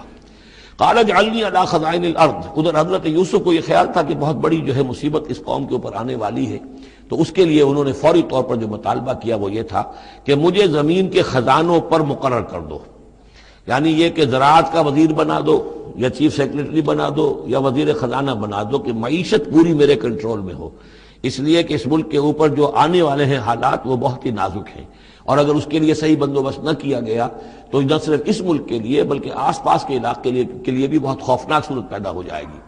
اس لیے کہ اصل میں یہ مصر ہی تھا کہ جو گرینری تھا اس پورے علاقے کے لیے، باقی آپ کو معلوم ہے اس کے بائیں طرف جو ہے مغرب میں بھی صحرا ہے، دائیں طرف بھی صحرا ہے، صحرا سینا ہے، تو یہ تو یہی علاقہ تھا کہ جس سے اناج وغیرہ پیدا ہوتا تھا، تو پورے علاقے کے لیے کفالت جو تھی اس کی زراعت جو ہے وہ یہیں سے ہوتی تھی، تو اس پورے علاقے پر بہت زبردست قحط آیا ہے، بہت زبردست قحط آیا ہے بعد میں۔ تو انہوں نے فرمایا کہ مجھے ان زمانوں کے ان سارے زمین کے جو خزانے ہیں اس پر مختار بنا دو، انی حفیظ علیم، میں حفیظ بھی ہوں، حفاظت کرنے والا ہوں، علیم بھی ہوں، جاننے والا ہوں، ماہر ہوں، میں یہ سارا بندوبست ٹھیک کروں گا۔ وَكَذَلِكَ مَكَّنَّا لِيُوسُفَ فِي الْأَرْضِ، اس طرح ہم نے یوسف کو تمکن عطا کیا زمین میں، يَتَبَوَّأُ مِنْهَا حَيْثُ يَشَاءُ، اب تو وہ جہاں چاہے وہاں ٹھکانہ بنا دے۔ اب مصر کی حکومت جو ہے پہلے تو اللہ تعالیٰ نے وہاں سے لا کر بدوی زندگی سے لا کر متمدن زندگی کے عین گڑھ میں مجدھار میں پہنچا دیا، عزیز مصر کے گھر میں پہنچا دیا۔ اب اس سے اگلا رتبہ جو ہوا ہے وہ تو یہ ہے کہ بہت ہی اونچا مقام اور مرتبہ ہو گیا، اب خود وہ عزیز بن گئے ہیں، بہت بڑے یعنی ان کے پاس کے بڑے اختیارات ہوں۔ وَكَذَلِكَ مَكَّنَّا لِيُوسُفَ فِي الْأَرْضِ يَتَبَوَّأُ مِنْهَا حَيْثُ يَشَاءُ، وہ جہاں چاہے جگہ پکڑے۔ نصیب برحمتنا من نشاء، ہم اپنی رحمت دیتے ہیں جس کو چاہتے ہیں، ولا نضيع اجر المحسنین، اور نیکوکاروں کا اجر ہم ضائع نہیں کرتے۔ وَالْأَجْرُ الْآخِرَةِ خَيْرٌ لِلَّذِينَ آمَنُوا، باقی یہ کہ اصل میں جو آخرت کا اجر ہے وہ تو بہت ہی بہتر ہے ان کے حق میں جو ایمان لائیں اور جو تقوی کی روش اختیار کیے رہے ہوں۔ وَكَانُوا يَتَّقُونَ۔ وجاء اخوت یوسف، اب پھر دیکھیے کئی سال کی بات ہے، اب 7 سال گزر گئے جس میں کہ اچھی فصل ہوئی، حضرت یوسف نے بندوبست کیا، سٹوریج کیا، بہت بڑا جو ہے انہوں نے سٹور کر لیا گندم کا یا جو بھی اس وقت کا اناج تھا۔ اب وہ دوسرے 7 سال شروع ہو چکے ہیں، قحط پڑا ہوا ہے، اب دور دراز سے لوگ آتے ہیں مصر میں غلہ لینے کے لیے، یہاں راشن مقرر کر دیا گیا ہے، ہر خاندان کو ایک اونٹ کے اوپر جتنا سامان آ سکتا ہے، جتنا آ سکتا ہے ایک بورا جو اونٹ کی پیٹھ پر لگ سکتا ہو، 1 سال کے لیے وہ راشن ہے اس کا۔ تو لوگ آتے تھے باہر سے بھی، جو بھی قیمت دے سکتے تھے، جو کچھ ان کے پاس ہوتا تھا وہ دیتے تھے اور یہاں سے وہ راشن لے کر جاتے تھے۔ یہ نظام جو ہے وہاں چل پڑا ہے۔ اب گویا کہ یوں سمجھیے کہ لگ بھگ 10 سال کا فصل ہے ان دونوں رکوعوں کے مضمون کے درمیان۔ وجاء اخوۃ یوسف، اب یہ مشرقی کی طرف سے اب یہ یوسف، حضرت یوسف کے جو بھائی ہیں وہ بھی آئے ہیں، اور ان میں سے 10 آئے ہیں، 11واں نہیں آیا۔ 11واں جو چھوٹا تھا، اب حضرت یوسف کا جو حقیقی بھائی تھا اسے حضرت یعقوب اپنے سینے سے لگائے ہوئے ہیں، اور اس کے مارے میں قتل کسی طرح کا بھی وہ رسک لینے کو تیار نہیں ہے، کہیں جانے نہیں دیتے، ہر وقت اسے اپنے پاس رکھا ہوا ہے۔ وجاء اخوۃ یوسف فدخلوا علیہ، آئے بھائی حضرت یوسف کے اور داخل ہوئے ان کے ہاں، پیش ہوئے۔ فعرفہم، اس نے تو پہچان لیا ان کو، وہم لہ منکرون، لیکن وہ اسے نہیں پہچان پائے۔ کیا اندازہ ہو سکتا تھا کہ یوسف ہے، عزیز مصر بنا بیٹھا ہے یہاں، جس کے دربار میں ہماری اب یہاں پیشی ہو رہی ہے۔ ولما جہزہم بجہازہم، پھر جب ان کا سامان ان کے حوالے انہوں نے کر دیا، تیار کر دیا ان کا اسباب، قال ائتونی باخ لکم، انہوں نے یہ کہہ کر کہ ایک اور بھائی بھی ہمارا ہے، اس کا بھی خاندان ہے، اس کی فیملی ہے، اس کے لیے بھی آپ ہمیں ایک اونٹ جو راشن کا ہے وہ اتنا جو ہے ایک اونٹ کا بورا وہ ہمیں دیجئے۔ ان کا لائے کیوں نہیں ساتھ؟ تم تو 10 آئے ہو، وہ 11واں کہاں ہے؟ اچھا اگر ہے تمہارا 11واں بھائی، ایک علیحدہ فیملی ہے، تو ایک اور اونٹ، ایک اور راشن جو ہے ایک اور فیملی کا میں تمہیں دے دیتا ہوں، لیکن اب جب آؤ تو اس کو ساتھ لے کے آنا۔ قال ائتونی باخ لکم من ابیکم، اب جب آؤ گے تو اپنے بھائی کو جو تمہارے والد سے تمہارا بھائی ہے، ماں سے نہیں ہے، تمہارا جو باپ سے بھائی ہے، الا ترون انی اوفی الکیل، کیا تم دیکھتے نہیں ہو کہ میں پیمانے پورے بھر کر دیتا ہوں، انا خیر المنزلین، اور جو باہر سے آنے والے یہ مہمان آ رہے ہیں میں ان کی خاطر مدارات کرتا ہوں، میں بہتر مہمان نوازی کرتا ہوں۔ فإن لم تأتونی، اور اگر نہیں لے کر آؤ گے اس کو، بہی فلا کیل لکم عندی، تو پھر اس کے حصے کا جو راشن ہے وہ میں تمہیں نہیں دوں گا، وہی جو یہاں آئے وہ اپنے حصے کا راشن لے جائے۔ ولا تقربون، اور پھر میرے قریب نہ آنا، اس سے پھر یہ کہ آپ نے اظہار ناراضگی بھی فرمایا۔ قالوا سنراود عنہ اباہ، انہوں نے کہا کہ کوشش تو ہم کریں گے ابا جان کو کسی طریقے سے پھسلانے کی، وَإِنَّا لَفَاعِلُونَ، کچھ کر ہی گزریں گے انشاءاللہ، لے آئیں گے۔ وَقَالَ لِفِتْيَانِهِ، اور حضرت یوسف نے اپنے جو نوجوان کام کرنے والے تھے، چھوکرے جن کو کہا گیا، ان سے کہہ دیا، اجعلوا بضاعتهم فی رحالہم، یہ جو پونجی لے کر آئے تھے، ظاہر بات ہے کہ دیہات سے آئے، کیا لے کر آئے ہوں گے؟ کچھ اون لے آئے ہوں گے، بھیڑیں بکریاں جو پالی ہوئی ہیں تو اس کی کچھ اون لے آئے، یا کچھ طرح کی چیزیں جو دیہات سے لا کر، اور یہ شہر میں اب اس کو پیش کر رہے ہیں تاکہ اس کے عوض انہیں غلہ دیا جائے۔ تو فرمائی جعلوا بضاعتهم فی رحالہم، یہ ان کے اسباب نے، ان کا جو سارا سامان ہے جو یہ لے کر آئے تھے، یہ پونجی، یہ بھی واپس کر دو، اسی میں رکھ دو، جب اس میں گیہوں بھرو گے ان کے کجاووں کے اندر وہ سامان بھی رکھ دینا۔ لعلہم یعرفونہا، تاکہ وہ پہچانے اس کو اور میرے اس احسان کو سمجھیں، جا کر اذا انقلبوا الی اہلہم، جبکہ وہ اپنے اہل و عیال میں واپس پہنچیں گے، لعلہم یرجعون، تو شاید کہ پھر وہ میرے اس احسان کو بھی مانتے ہوئے پھر وہ دوبارہ آئیں۔ فلما رجعوا الی ابیہم، تو جب یہ پہنچے، لوٹے اپنے والد کے پاس، حضرت یعقوب کے پاس، قالوا یا ابانا منع منا الکیل، انہوں نے کہا ابا جان ہم سے ایک پیمانہ روک لیا گیا ہے، ایک خاندان کا راشن جو ہے وہ روک لیا گیا ہے، فارسل معنا اخانا، تو اب آئندہ جو ہے آئندہ سال ہمارے ساتھ ہمارے بھائی کو بھیجیے، نقتل، تاکہ ہم اس کی بھرتی بھی لے آئیں، اس کا راشن بھی لے آئیں، وَإِنَّا لَهُ لَحَافِظُونَ، اور ہم اس کی پوری حفاظت کریں گے۔ قَالَ هَلْ آمَنُكُمْ عَلَيْهِ، حضرت یعقوب نے فرمایا کیا میں تم پر اعتبار کروں اس کے بارے میں؟ هَلْ آمَنُكُمْ عَلَيْهِ إِلَّا كَمَا أَمِنْتُكُمْ عَلَىٰ أَخِيهِ مِنْ قَبْلُ، کیا اسی طرح تمہارے اوپر میں اعتبار کر لوں جیسے کہ میں نے اس کے بھائی یوسف کے بارے میں تم پر پہلے جو ہے وہ اعتماد کیا تھا؟ فاللہ خیر حافظہ، ویسے تو اللہ تعالیٰ ہی ہے بہترین محافظ، وہو ارحم الراحمین، اور وہی ہے تمام رحم کرنے والوں میں سب سے بڑھ کر رحم کرنے والا۔ ولما فتحوا متاعهم وجدوا بضاعتهم ردت الیہم، جب انہوں نے اپنا سامان کھولا، کجاوے کھولے، تو انہوں نے یہ دیکھا کہ ان کی پونجی بھی انہیں لوٹا دی گئی ہے جو انہوں نے قیمت کے طور پر دی تھی۔ قالوا یا ابانا ما نبغی، وہ پکار اٹھے ابا جان ہمیں کیا چاہیے؟ هذه بضاعتنا ردت الینا، یہ ہماری پونجی بھی ہمیں لوٹا دی گئی ہے۔ وَنَمِيرُ أَهْلَنَا، ہم جائیں گے اپنے اہل و عیال کے لیے کھانے کا بندوبست کریں گے، وہاں سے راشن لائیں گے، وہاں سے غلہ لے کر آئیں گے، نحفظ أَخَانَا، اپنے بھائی کی ہم 10 ہیں اس کی حفاظت کریں گے، وَنَزْدَادُ كَيْلَ بَعِيرٍ، اور ایک اونٹ کی جو کجاوا جو ہے، اونٹ کا جو بورا ہے وہ ہم لے کر آئیں گے مزید۔ ذَلِكَ كَيْلٌ يَسِيرٌ، یقیناً یہ بڑی آسان شے ہے جو ہمیں مل جائے گی۔ قال لن ارسلہ معکم، حضرت یعقوب نے کہا ہرگز نہیں بھیجوں گا میں اسے تمہارے ساتھ، حتیٰ تو نے موثقا من اللہ، یہاں تک کہ تم بڑی گاڑی قسم کھاؤ میرے سامنے اللہ کی، لتاتوننی بہ، کہ تم لازماً اسے لے کر آؤ گے واپس، الا ان یحاط بکم، الا یہ کہ تم سب کو گھیرے میں لے لیا جائے، کوئی ایسی مصیبت آ جائے تم سب ہلاک ہو جاؤ، ہو سکتا ہے کہیں تم سب کو ہی پکڑ کے قید کر دیا جائے، وہ اور بات ہے، لیکن بصورت دیگر تمہیں اس کو لانا ہوگا واپس۔ فلما آتوہ موثقہم، تو اب جب انہوں نے اپنی قسم کھا لی اور دے دی اپنا عہد و قول و قرار، قال اللہ علی ما نقول وکیل، تو حضرت یعقوب نے فرمایا ٹھیک ہے، اب جو اللہ تعالیٰ جو کچھ ہم کہہ رہے ہیں، جو ہمارا قول و قرار ہوا ہے، اللہ تعالیٰ اس پر نگہبان ہے۔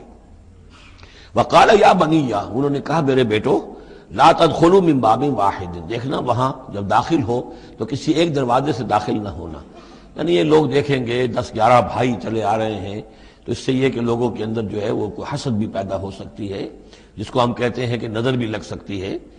لا تدخلوا من باب واحد وادخلوا من ابواب متفرقۃ، تم داخل ہونا متفرق دروازوں سے۔ وما اغنی عنکم من اللہ من شیء، اور دیکھو میں اللہ تعالیٰ کی طرف سے کوئی فیصلہ ہو، کوئی تمہارے لیے کوئی غضب کا معاملہ ہو اللہ کی طرف سے ہی، تو میں روک نہیں سکتا، میں منع نہیں کر سکتا، لیکن یہ کہ پھر بھی جو بھی اللہ تعالیٰ کی طرف سے ہم احتیاط کر سکتے ہوں اس کے اندر کوئی حرج نہیں ہے۔ وما اغنی عنکم من اللہ من شیء، میں نہیں بچا سکتا تمہیں اللہ تعالیٰ کی تقدیر سے یا اللہ کے فیصلے سے کچھ بھی۔ ان الحکم الا للہ، نہیں ہے اختیار مطلق مگر اللہ کا۔ علیہ توکلت، اسی پر میں نے توکل کیا ہے، وعلیہ فلیتوکل المتوکلون، اور اسی پر تمام توکل کرنے والوں کو لازماً توکل کرنا چاہیے۔ ولما دخلوا من حيث امرهم ابوهم، تو جب وہ داخل ہوئے جیسے کہ حکم دیا تھا ان کے والد نے داخل ہونے کا، ما كان يغني عنهم من الله من شيء، یعقوب اللہ تعالیٰ کی کسی بھی فیصلے سے، اللہ تعالیٰ کی طرف سے آنے والے کسی بھی آزمائش یا مصیبت سے انہیں بچانے والا نہیں تھا، الا حاجۃ فی نفس یوسف قضاها، ہاں ایک خیال سا یوسف کے یعقوب کے دل میں پیدا ہوا اور اس نے اس کو پورا کر لیا، یعنی یہ تدبیر کے درجے میں یہ بات کر لی کہ ایک دروازے سے داخل نہ ہو، اب باب متفرقہ سے داخل ہو۔ وَإِنَّهُ لَذُو عِلْمٍ لِمَا عَلَّمْنَاهُ، اور یقیناً وہ صاحب علم تھا یعقوب اس چیز کے اعتبار سے جو علم ہم نے اسے دیا تھا، وَلَكِنَّ أَكْثَرَ النَّاسِ لَا يَعْلَمُونَ، لیکن اکثر لوگ جانتے نہیں ہیں۔ وَلَمَّا دَخَلُوا عَلَى يُوسُفَ، اب وہ حضرت یوسف کے ہاں پھر پیش ہو رہے ہیں۔ آوَى إِلَيْهِ أَخَاهُ، اب انہوں نے اپنے بھائی کو بنیامین کو اپنے پاس بلا لیا۔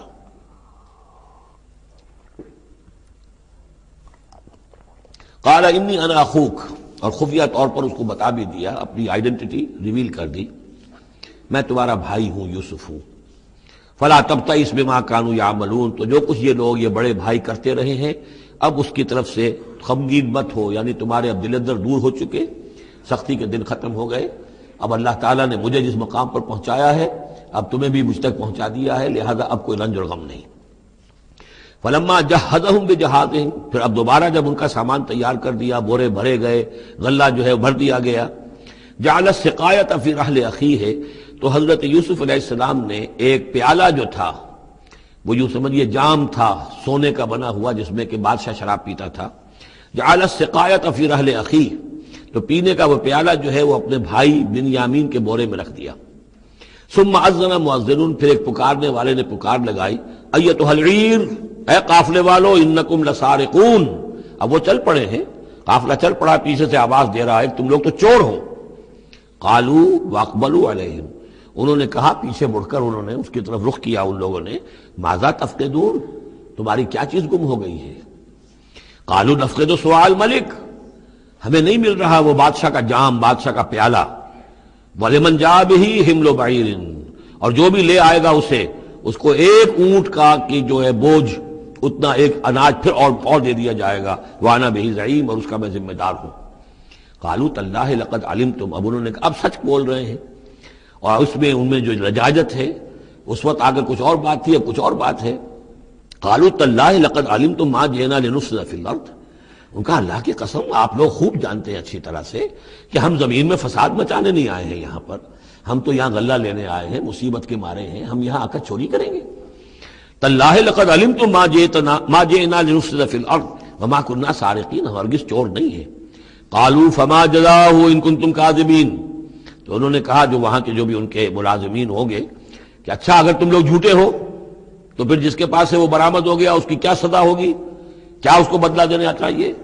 قالوا جزاؤہ من وجد فی رحلہ فہو جزاؤہ، ان کا ٹھیک ہے اگر تو ہمارے کسی سامان میں سے وہ نکل آئے تو جس کے سامان میں سے نکلے گا وہی اس کی جزا ہے، اس کو اپنے پاس رکھ لینا اور وہ جو ہے ہماری طرف سے گویا کہ تاوان ہو جائے گا جو اب ادا کر دیں گے۔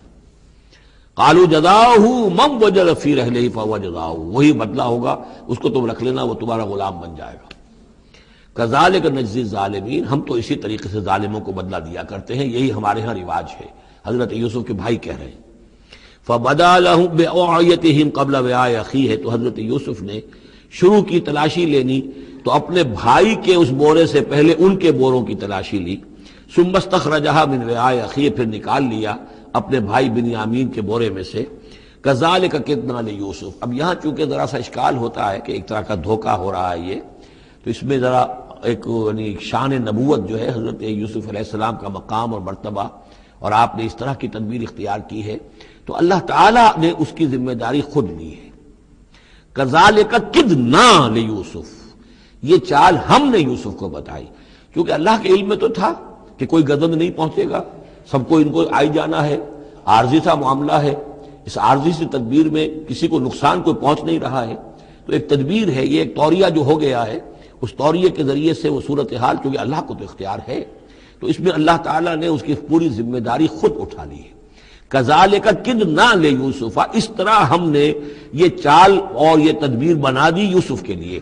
ما کان لیاخذ اخاہ فی دین الملک، ان کے لیے یہ ممکن نہیں تھا کہ اپنے بھائی کو روک سکتے اپنے پاس بادشاہ کے دین کے اعتبار سے، یعنی اس وقت ملک میں جو بادشاہ کا دین تھا، دین سے مراد نظام ہے، یہ نوٹ کیجئے، یہ جگہ بہت اہم ہے قرآن کی۔ دین کسے کہتے ہیں؟ نظام کو۔ بادشاہی نظام ہے تو وہ دین الملک، بادشاہ کا نظام ہے۔ بادشاہ جو ہے ساورن ہے، اس کا حکم جو ہے وہ قانون ہے، وہ جو چاہے حکم دے، اس کا معاملہ جو ہے وہ سارا اختیار مطلق اس کا ہے، پورا نظام سلطنت و مملکت اس کے تابع، یہ دین الملک۔ اور دین اللہ کیا ہے؟ اللہ کی ساورنٹی مان کر پورا نظام زندگی اس کے تابع کر دیا جائے، یہ دین اللہ ہے۔ اذا جاء نصر اللہ والفتح ورأیت الناس يدخلون فی دین اللہ افواجا، تو دین الملک اور دین اللہ۔ اور آج کا دین کون سا ہے؟ دین الجمہور، پاپولر ساورنٹی، حاکمیت عوام کی، وہ اپنے نمائندوں سے جو چاہیں قانون سازی کریں، جس چیز کو چاہیں جائز قرار دے دیں، جس چیز کو چاہیں ناجائز قرار دے دیں۔ یہ دین الجمہور ہے جو کفر ہے، شرک ہے۔ دین اللہ ہے اسلام، کہ اللہ کی ساورنٹی، حاکمیت اس کی، مسلمانوں کی خلافت، قانون جو ہے اللہ کا۔ البتہ جہاں اللہ کی طرف سے کوئی واضح حکم نہیں ہے وہاں مسلمان باہمی مشورے سے مباحات میں سے کسی شے کو اختیار کرنے میں چاہے میجورٹی ووٹ کے ذریعے سے فیصلہ کر لے، کوئی حرج نہیں، یہ دین اللہ ہوگا۔ تو ظاہر بات ہے کہ مصر جو سو نظام تھا، بادشاہ کا نظام تھا، اس کا قانون تھا، اور حضرت یوسف جو بادشاہ نہیں تھے، اس قانون کو وہ بدل نہیں سکتے تھے۔ وہ جو بھی اختیار تھا ان کا اپنے خاص شعبے سے متعلق تھا، وہ زراعت کا شعبہ تھا یا خوراک کا شعبہ تھا، اس میں تو مختار مطلق تھے، لیکن یہ کہ وہاں کا قانون اور دستور جو تھا اس میں دخل اندازی نہیں کر سکتے تھے، یہ باہر کے لوگوں کو وہاں روکنا ان کے لیے ممکن نہیں تھا۔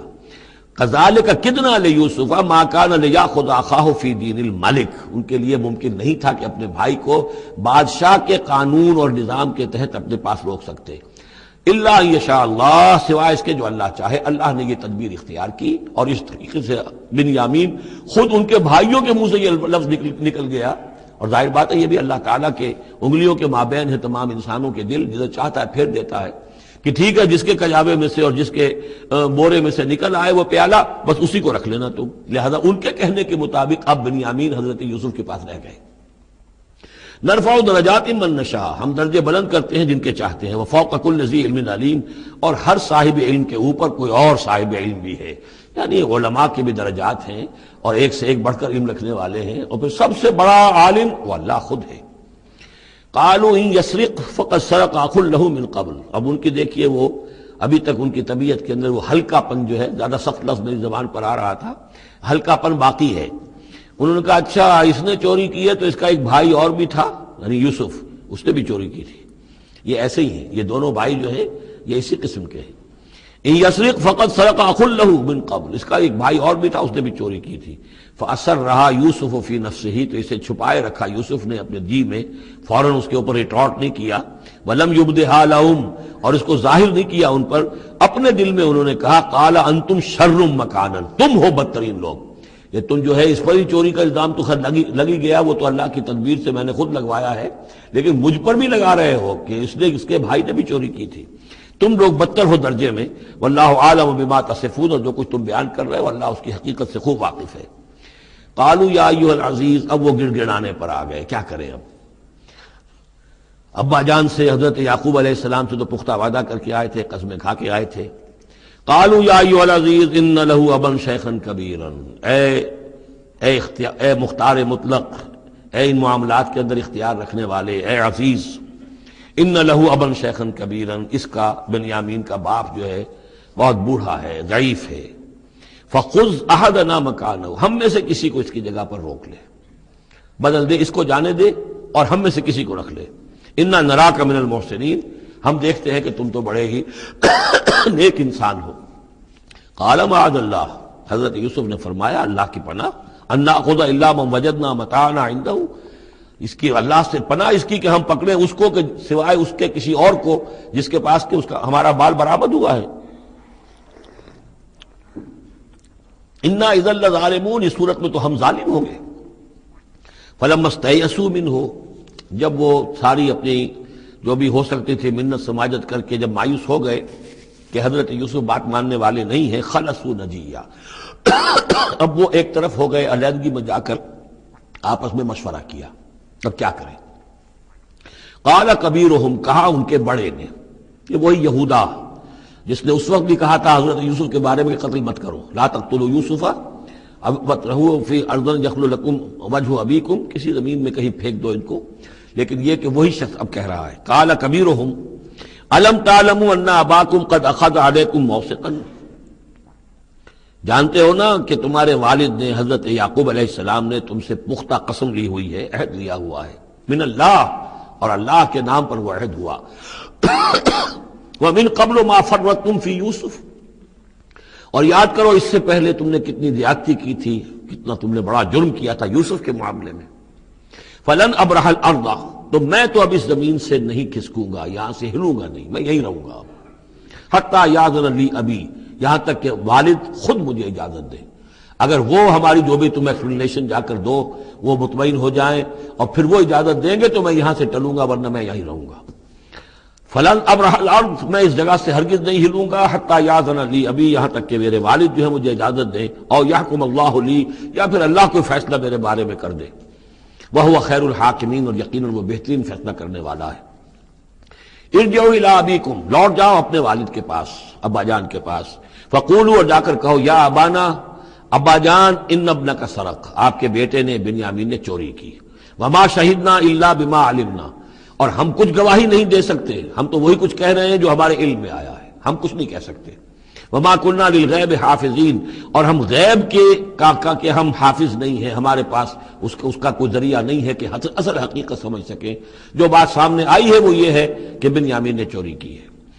ان ابنک سرق، یا ابانا ان ابنک سرق وما شہدنا الا بما علمنا ما كنا للغیب حافظین واسأل القریۃ التی كنا فیہا، آپ خود جا کر پوچھ لیجئے اس بستی والوں سے جس میں ہم تھے، وہاں جا کے تفتیش کر لیجئے، والعیر التی اقبلنا فیہا، یا اس قافلے والوں سے پوچھ لیجئے جن کے ساتھ ہم گئے تھے۔ ظاہر بات ہے کہ یہ سب بڑے بڑے قافلوں کی شکل میں چلتے تھے اور لوگ بھی وہاں جاتے تھے یہ راشن لینے کے لیے، تو وہ جو قافلہ جس کے ساتھ ہم گئے تھے ان سے پوچھ لیجئے، وہ ساری بات آپ کو بتا دیں گے کہ وہاں کیا ماجرا ہوا ہے۔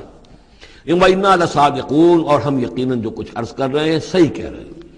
قال بل سولت لكم انفسكم امرا، وہی جملہ حضرت یعقوب نے دوبارہ کہا، نہیں بلکہ تمہارے جیوں نے کوئی ایک کام تمہارے لیے آسان کر دیا، فصبر جمیل، میرے لیے تو وہی معاملہ صبر کا بھی ہے، صبر ہی بہتر ہے۔ عسى الله ان ياتيني بهم جميعا، ہو سکتا ہے، مجھے امید ہے اللہ ان سب کو لے آئے گا میرے پاس، یعنی یہ کہ اجمالی طور پر اللہ تعالیٰ نے یہ علم دے رکھا تھا حضرت یعقوب کو کہ حضرت یوسف نہ فوت ہوئے ہیں نہ ہلاک ہوئے ہیں، کہاں ہیں یہ پتہ نہیں تھا، یہ توقع بھی تھی کہ وہ مل جائیں گے آپ سے، لیکن اسی وجہ سے وہ ہجر اور فراق جو تھا، شدید محبت جو تھی حضرت یعقوب کو حضرت یوسف سے، اس کی وجہ سے وہ بہت نڈھال، بہت مزمحل، رو رو کر ان کی آنکھیں سفید ہو چکی تھیں اور بینائی زائل ہو چکی تھی، لیکن انہیں یہ امید تھی کہ ایک دن آئے گا کہ یوسف آ جائے گا، مجھ سے ملے گا۔ یہ بات بڑی سمجھ لینے کی ہے، کسی کا بچہ فوت ہو جائے، اپنے ہاتھ سے جا کے قبر میں اتار آئے تو کچھ دنوں کے بعد اسے ٹھنڈ ہو جاتی ہے، لیکن کسی کا بچہ گم ہو جائے، وہ جو بیتتی ہے پھر والدین کے اوپر، نہ یہ معلوم ہے کہ فوت ہو گیا، نہ معلوم کہاں ہے، کس حال میں ہے۔ اب جس طریقے سے اغوا کر کے لے جاتے ہیں، خرکار لے جاتے ہیں بچوں کے، جب حشر کرتے ہیں، تو یہ گویا کہ سوہان روح، فوت ہو گیا، دفن کیا، گویا کہ جو بھی صدمہ ہوا لیکن کچھ دنوں کے بعد چین آ جاتی ہے، لیکن یہ معلوم ہو کہ فوت نہیں ہوا، اور یہ علم تھا حضرت یعقوب کو کہ حضرت یوسف زندہ ہیں، باقی کہاں ہے کس حال میں یہ نہیں، اور اس کی بنا پر وہ غمگین تھے۔ لیکن اب یہ ہوا کہ ایک یک نہ شد دو شد بلکہ سہ شد، پہلے یہاں تو تین کا معاملہ ہو گیا، حضرت یوسف گئے تھے، پھر بنیامین وہاں رک گئے اپنے اس معاملے کی وجہ سے، اور سب سے بڑا بیٹا بھی وہیں ٹک گیا کہ میں تو یہاں سے نہیں ہلوں گا جب تک کہ ابا جان معافی نہ دیں اور وہ اجازت نہ دیں۔ عسى الله ان ياتيني بهم جميعا، امید ہے کہ اللہ تعالیٰ ان سب کو میرے پاس لے آئے گا، انه هو العلیم الحکیم، یقیناً وہ سب کچھ جاننے والا اور حکمت والا ہے۔ وتولى عنهم، اور یہ گفتگو کرنے کے ساتھ ہی حضرت یعقوب نے اپنا رخ موڑا، وقال یا اسفا علی یوسف، اور پھر انہوں نے دہائی دے کر ہائے افسوس یوسف، اور رونا شروع کر دیا۔ وابیضت عیناہ من الحزن، اور ان کی آنکھیں جو ہیں اس صدمے کی وجہ سے سفید ہو گئی تھیں، کیٹریکٹ ہوا ہوگا یا اور کچھ آ گیا ہو، سفیدی آ گئی ہو، کارنیا پر آئی ہو، اللہ عالم۔ اب یہ ہے کہ جو بھی اسپیشلسٹ ہیں آئیز کے، انہیں سوچنا چاہیے کہ صدمے کا اثر جو ہے آنکھوں پر اگر ہو تو کس نوعیت سے آیا، اس کا جو لینز متاثر ہوتا ہے یا کارنیا متاثر ہوتا ہے۔ وَابْيَضَّتْ عَيْنَاهُ مِنَ الْحُزْنِ فَهُوَ كَظِيمٌ، وہ جو اندر ہی اندر اپنے رنج کو گھونٹ رہے تھے، پی رہے تھے اندر ہی اندر، اس کا یہ اثر ہوا کہ ان کی آنکھیں جو ہے وہ سفید ہو گئی تھی۔ قالوا تاللہ تفتح تذکر یوسف، انہوں نے کہا ابا جان خدا کی قسم آپ تو یاد ہی کرتے رہیں گے یوسف کو، آپ اس کا خیال دل سے نکلنے نہیں دیں گے، حتی یتکون حربا، یہاں تک کہ آپ یا تو گھل جائیں گے اسی صدمے میں، اور تکون من الحالکین، یا فوت ہو جائیں گے۔ قال انما اشکو بثی وحزنی الی اللہ، حضرت یعقوب نے فرمایا میں اپنا اضطراب اور اپنا غم اور اپنا رنج اپنے رب کے سامنے ظاہر کر رہا ہوں، میں نے تم سے تو کچھ نہیں کہا، میں نے تمہیں کوئی لان تان نہیں کی، تم پر کوئی باس پرس نہیں کی، میں تم سے کیا کہہ رہا ہوں، انما اشکو بثی وحزنی الی اللہ، اللہ کے ساتھ بات کر رہا ہوں۔ یہی الفاظ ہیں جو حضور نے طائف میں کہے تھے، اللہم الیک اشکو ضعف قوتی وقلت حیلتی وہوانی علی الناس، اے اللہ تیری ہی جناب میں فریاد لے کر آیا ہوں، شکوہ لے کر آیا ہوں، شکایت لے کر آیا ہوں اپنے مسائل کی کمی کا، اپنی قوت کی کمی کا، اور جو لوگوں کے سامنے توہین ہو رہی ہے اس کا کہاں جاؤں، کس کے پاس جاؤں، الی من تکلنی، مجھے کس کے حوالے کر دیا ہے۔ انما اشکو بثی وحزنی الی اللہ واعلم من اللہ ما لا تعلمون، اور مجھے اللہ کی طرف سے ان چیزوں کا علم حاصل ہے جو تمہیں حاصل نہیں ہے، یعنی یہی اجمالی طور پر کہ حضرت یوسف زندہ ہیں، فوت نہیں ہوئے۔ یا بنی اذهبوا، اے میرے بیٹو جاؤ، فتحسسوا من یوسف واخیہ، جاؤ تلاش کرو یوسف کو بھی اس کے بھائی کو بھی، ولا تیأسوا من روح اللہ، اور اللہ کی رحمت سے اور اللہ کے فضل سے مایوس نہ ہو، انہ لا ییأس من الا القوم الکافرون، یقیناً اللہ تعالیٰ کی عنایتوں سے مایوس تو وہی ہوتے ہیں کہ جو کافر ہوتے ہیں، جو صاحب ایمان ہے وہ اللہ تعالیٰ کی رحمت سے کبھی مایوس نہیں ہوتا۔ فلما دخلوا علیہ، اب جب یہ پہنچے ہیں اگلے سال، داخل ہوئے حضرت یوسف کے ہاں پیش ہوئے، قالوا یا ایھا العزیز، اب انہوں نے کہا اے عزیز مصر، اے مختار مطلق اس راشن کا اور اس غلے کا، مسنا، ہم پر اور ہمارے اہل و عیال پر بڑی سختی آ گئی ہے، یعنی اب قحط کی شدت، ظاہر بات ہے قحط کی شدت ہے تو جانور بھی مر گئے، اب نہ اون ہے نہ کچھ اور ہے، ورنہ پہلے یہ کچھ اون لے آتے تھے، کچھ اور سامان لے آتے تھے کہ آ کر کچھ تو بدل دے، کچھ تو قیمت دے، وہاں سے غلہ لینا ہے، تو اب تو ہمارے پاس کچھ بھی نہیں ہے، ہم تو خالی ہاتھ حاضر ہو گئے۔ یا ایھا العزیز مسنا واہلنا الضر وجئنا ببضاعۃ مزجاۃ، اب جو ہم لے کر آئے ہیں پونجی بہت ہی ناقص ہے، بہت کم ہے، وہ اس غلے کی قیمت نہیں بن سکتی. فَأَوْفِ لَنَا الْكَيْلَ، لیکن اس کے باوجود ہمارے لیے پیمانے پورے بھرتی کر کے دیجئے، پوری طریقے سے ہمیں راشن دیجئے. وَتَصَدَّقْ عَلَيْنَا، اب تو خیرات کیجئے ہم پر، ہم خیرات کے مستحق ہو چکے ہیں، ہم صدقے کے مستحق ہو چکے ہیں. ان اللہ یجزی المتصدقین، یقیناً اللہ تعالیٰ صدقہ دینے والوں کو پسند کرتا ہے اور ان کو جزا دے گا.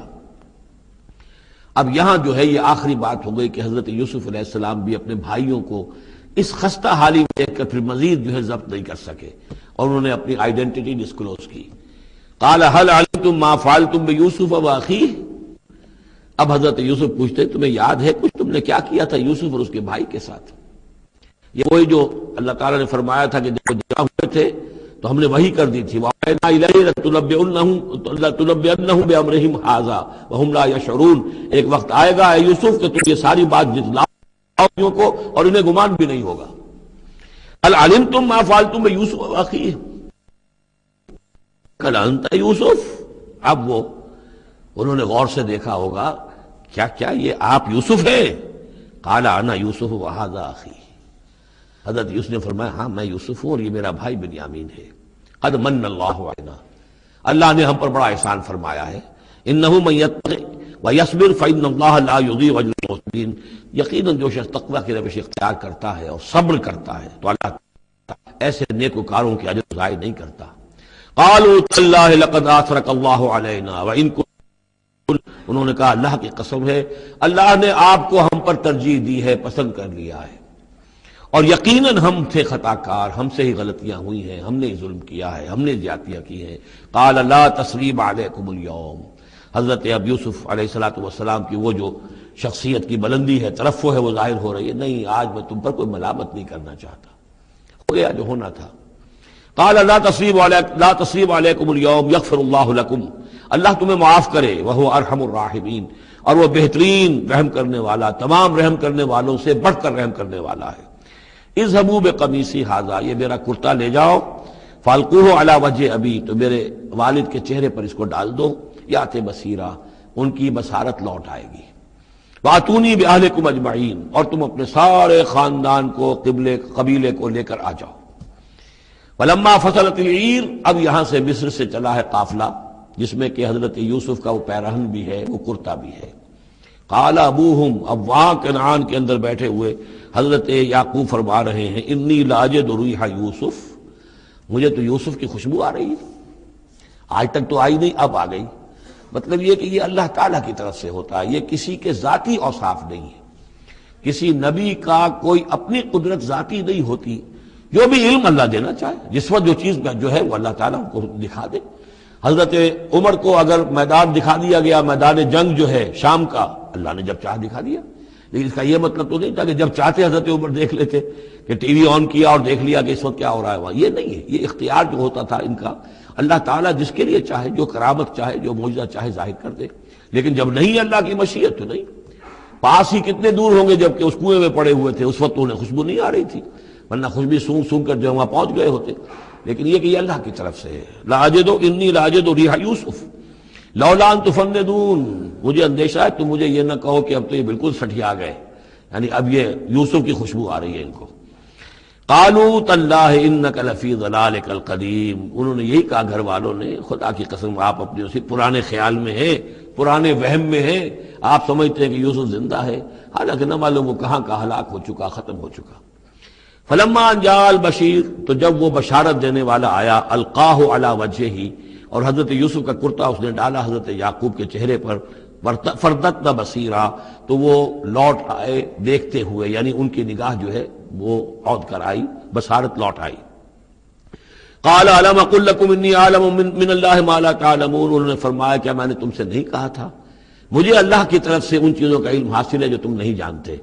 قالوا یا ابانا استغفر لنا ذنوبنا انا كنا خاطئین، ان کا ابا جان ہمارے لیے استغفار کیجئے اللہ تعالیٰ سے، ہمارے گناہوں کی معافی کی درخواست کیجئے، یقیناً ہم خطا کار تھے، ہم سے غلطیاں ہوئی ہیں.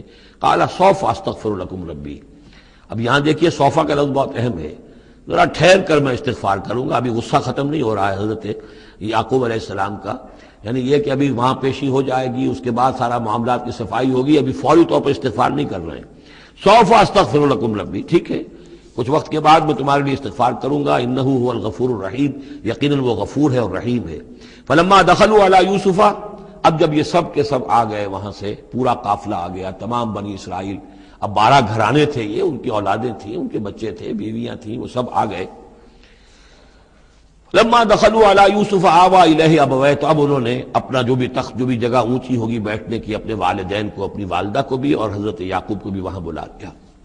وقال ادخلوا مصر ان شاء اللہ آمنین، اور کہا کہ اب آپ لوگ مصر میں داخل ہوں اللہ چاہے تو پورے امن کے ساتھ، یہاں آپ کے لیے امن ہے، سکون ہے، راحت ہے۔ ورفع ابویہ علی العرش، اور اپنے والدین کو انہوں نے اپنے تخت کے اوپر اٹھا لیا، اوپر بٹھا لیا۔ وخروا لہ سجدا، اور وہ سب کے سب ان کے سامنے سجدے میں گر گئے۔ یہ سجدہ تعظیمی کہلاتا ہے، جو کہ پہلی شریعتوں میں جائز تھا۔ شریعت محمدی علیہ صاحب الصلاۃ والسلام میں جہاں دین کی تکمیل ہو گئی ہے، تو واقعہ یہ ہے کہ پھر توحید کا معاملہ بھی جو ہے وہ آخری درجے میں تکمیل کو پہنچا دیا گیا۔ یہ سجدہ تعظیمی اب حرام مطلق ہے، لیکن اس سے پہلے یہ جائز تھا۔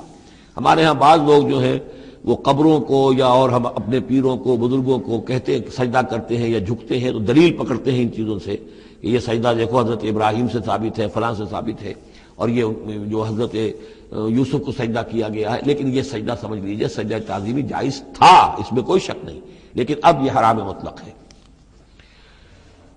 وقال یا ابت ھذا تعویل رؤیایا من قبل، اب کہا حضرت یوسف نے، ابا جان دیکھیے یہ ہے تعویل میرے اس خواب کی جو میں نے بچپن میں دیکھا تھا، 11 ستارے اور سورج اور چاند میرے سامنے سجدے میں ہیں۔ تو گویا کہ 11 بھائی اب سجدے میں ہیں اور والدین سورج اور چاند کے حکم میں ہیں۔ قد جعلها ربی حقا، میرے رب نے اس خواب کو سچا کر دکھایا۔ وقد احسن بی اذ اخرجنی من السجن، اور اس نے کتنا ہی میرے ساتھ اچھا سلوک کیا، انعام فرمایا مجھ پر جبکہ مجھے قید خانے سے نکلوایا۔ والبدو، اور آپ سب لوگوں کو لے آیا ہے یہاں بادیہ نشینی کی سخت زندگی سے نکال کر یہاں حضارت اور تمدن اور وقت کی عظیم ترین جو متمدن ملک ہے اس کے اندر آپ کو پہنچا دیا۔ من بعد ان نزغ الشیطان بینی و بین اخوتی، اس کے بعد کہ شیطان نے میرے اور میرے بھائیوں کے درمیان دشمنی ڈال دی تھی۔ ان ربی لطیف لما یشاء، یقیناً میرا رب تدبیر کرتا ہے بہت خفیہ طور پر جس چیز کی وہ چاہتا ہے، لوگوں کو سمجھ میں نہیں آتا، لیکن اللہ تعالیٰ کی تدبیر جو ہے وہ بالآخر کامیاب ہوتی ہے۔ انہ هو العلیم الحکیم، یقیناً وہی ہے ہر شے کا علم رکھنے والا۔ رب قد آتیتنی من الملک، اب دعا کر رہے ہیں اللہ تعالیٰ کی طرف رجوع کر کے، پروردگار تو نے مجھے حکومت بھی عطا کی، وعلمتنی من تعویل الاحادیث، اور مجھے چیزوں کی تہ تک پہنچنا، باتوں کی تہ تک پہنچنا یا خاص کا جاننا، یہ علم سکھایا۔ فاطر السماوات والارض، اے وہ ہستی جس نے آسمان اور زمین کو پیدا کیا ہے، انت ولی فی الدنیا والآخرہ، تو ہی میرا پشتپناہ ہے، مددگار ہے، کارساز ہے، دنیا میں بھی آخرت میں بھی۔ توفنی مسلمن، مجھے وفات دیجو اسی حالت اسلام میں، فرما برداری ہی کی حالت میں، والحقنی بالصالحین، اور مجھے شامل کر دیجو اپنے صالح بندوں میں۔ ذالک من انباء الغیب نوحیہ الیک، یہ ہیں غیب کی خبروں میں سے جو ہم وحی کر رہے ہیں اے نبی، اے محمد آپ کی جانب۔ وما کنت لدیہم اذ اجمعوا امرہم وما ہم یمکرون، اور آپ تو ان کے پاس موجود نہیں تھے جب انہوں نے فیصلہ کیا تھا، اتفاق رائے کیا تھا حضرت یوسف کے بارے میں، اور جب کہ وہ چال چل رہے تھے، پلاننگ کر رہے تھے۔ وما اکثر الناس ولو حرصت بمؤمنین، اور یہ بھی سن لیجئے آپ کتنا ہی چاہیں لیکن اکثر لوگ ایمان لانے والے نہیں ہیں۔ آپ سے سوال کیا گیا، اس کا جواب انہیں دے دیا گیا، اتنا عمدہ، اتنا خوبصورت، ہر چیز جو ہے کھول کھول کر بتا دی گئی، لیکن یہ لوگ ایمان لانے والے نہیں ہیں۔ وما اکثر الناس ولو حرصت بمؤمنین وما تصلهم علیہ من اجر، اور نبی آپ تو ان سے کوئی اجر نہیں مانگ رہے، ان هو الا ذکر للعالمین، نہیں ہے یہ مگر تمام جہان والوں کے لیے یاد دہانی ہے اور نصیحت۔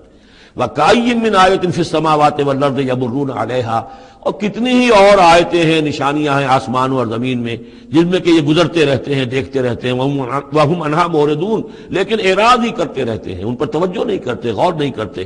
وَمَا يُؤْمِنُ أَكْثَرُهُم بِاللَّهِ إِلَّا وَهُمْ مُشْرِكُونَ، یہ بھی نوٹ کر لیجئے، اور جو لوگ اللہ کے ماننے والے ہیں وہ بھی اکثر وہ ہیں جو اس کے ساتھ شرک بھی کرتے ہیں۔ یہ میرے آپ کے لیے بہت زیادہ، بہت قابل توجہ آیت ہے۔ وما یؤمن اکثرهم باللہ، ان میں کی اکثریت اللہ پر ایمان نہیں رکھتی، الا وهم مشرکون، مگر کسی نہ کسی نوع کا شرک بھی کرتی ہے۔ یہ اصل میں اس دور میں پھر بڑی ضرورت ہے، پھر توجہ دلا رہا ہوں، شرک کی حقیقت کیا ہے، اس کی قسمیں کیا ہیں، اس کی صورتیں کیا ہیں، زمانہ ماضی میں شرک جو ہے کس کس شکل میں تھا، ماضی قریب میں اور اس کی کون سی شکلیں بھی ایجاد ہوئیں، آج کے دور میں سب سے بڑا شرک کون سا ہے، کون کون سے بڑے شرک ہیں جن میں ہم ملوث ہیں۔ تو یہ مضمون جو ہے قرآن مجید میں آپ دیکھ رہے ہیں کہ شرک یعنی بدترین گناہ وہ کہ جس کے جرم کے بارے میں اللہ نے فرما دیا 2 مرتبہ سورہ نساء میں کہ اس کی معافی کا کوئی امکان نہیں۔ توبہ ہے، ہاں توبہ کر لو معافی ہو جائے گی، باقی اس سے کم تر ہر گناہ کے بارے میں امید کم سے کم دلا دی ہے کہ اللہ تمہاری بغیر توبہ کے بھی چاہے گا تو معاف کر دے گا، لیکن یہ معاف نہیں ہوگا۔ ان اللہ لا یغفر ان یشرک بہ ویغفر ما دون ذلک لمن یشاء۔ اس اعتبار سے پھر میں آپ کو یاد دلا رہا ہوں کہ اس موضوع پر میرے جو 6 گھنٹے کے کیسٹس ہیں، 6 گھنٹے کی تقریریں ہیں، شرک فی الذات کیا ہے، شرک فی الصفات کیا ہے، شرک فی الحقوق کیا ہے، عہد حاضر کا شرک کیا ہے، نظریاتی شرک کیا ہے، سائنس میں یہ شرک کس طور سے آیا ہے، اور یہ جو قوم پرستانہ نظریہ ہے اس میں یہ شرک کس طرح آیا ہے، مادہ پرستی میں یہ شرک کیسے آیا ہے، نفس پرستی کس اعتبار سے شرک ہے، یہ دولت پرستی کس پہلو سے شرک ہے۔ تو ان چیزوں کو ابھی ضرورت ہے کہ آپ سمجھیں۔ وما يؤمن اكثرهم بالله الا وهم مشركون اللهم ربنا لا تجعلنا منهم اللهم اجعلنا من عبادك الموحدين۔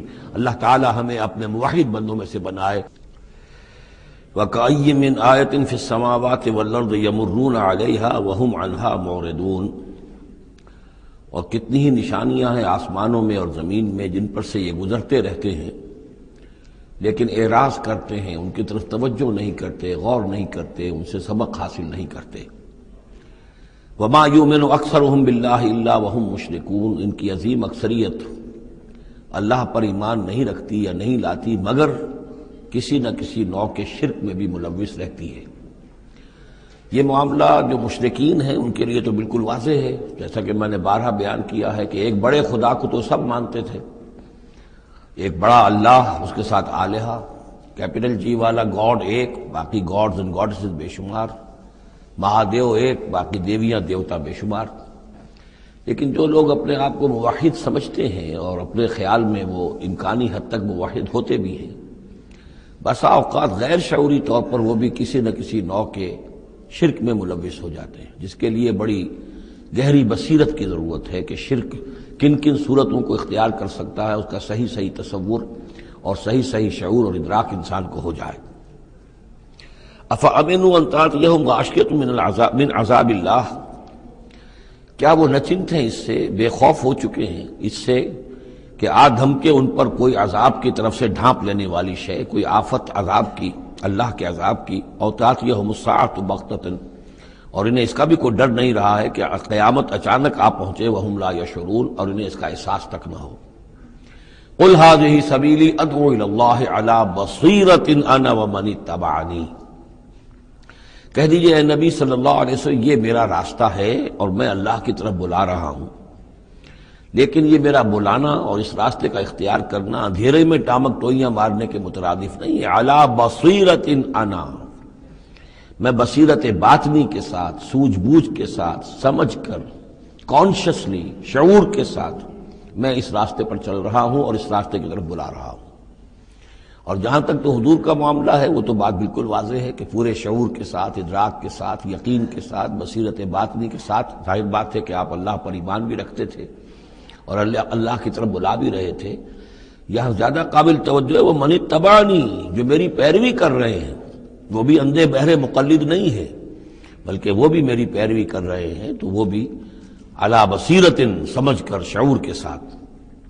آج کے دور میں سب سے زیادہ بڑھ کر جس ایمان کی ضرورت ہے وہ ایمان وہ ہے کہ جو شعور کے ساتھ ایمان، اس لیے کہ ایک عقیدے کے درجے میں یقین، ایک جسے ہم کہہ دیں کہ بلائنڈ فیتھ، وہ بھی اپنی جگہ پر بہت قیمتی شے ہے۔ بلائنڈ فیتھ بھی اگر ہے، یقین ہے اللہ پر اور آخرت پر اور رسالت پر، تو بڑی قیمتی شے ہے۔ وہ بلائنڈ فیتھ بھی جو ہے انسان کی شخصیت کو بدل کر رکھ دے گا، اس کی زندگی کا نقشہ بدل دے گا، اس کی ویلیوز کو بدل دے گا۔ لیکن یہ کہ جس چیز کی زیادہ ضرورت ہے خصوصاً اس دور میں، اور کسی انقلابی دعوت کے لیے جو نظام کو بدلنا چاہے، صرف افراد کو نہ بدلنا چاہے، نظام کو بدلنا چاہے، تو چونکہ نظام کے اوپر جو لوگ زیادہ باشعور ہوتے ہیں ان کا تسلط ہوتا ہے، انٹیلیجنسیا اس کے اوپر قابو یافتہ ہوتا ہے، تو جب تک ان کے اندر ایمان گھر نہیں کرے گا نظام نہیں بدلے گا۔ تو ضرورت اس ایمان کی ہے جو اعلیٰ وجہ البصیرت ہو۔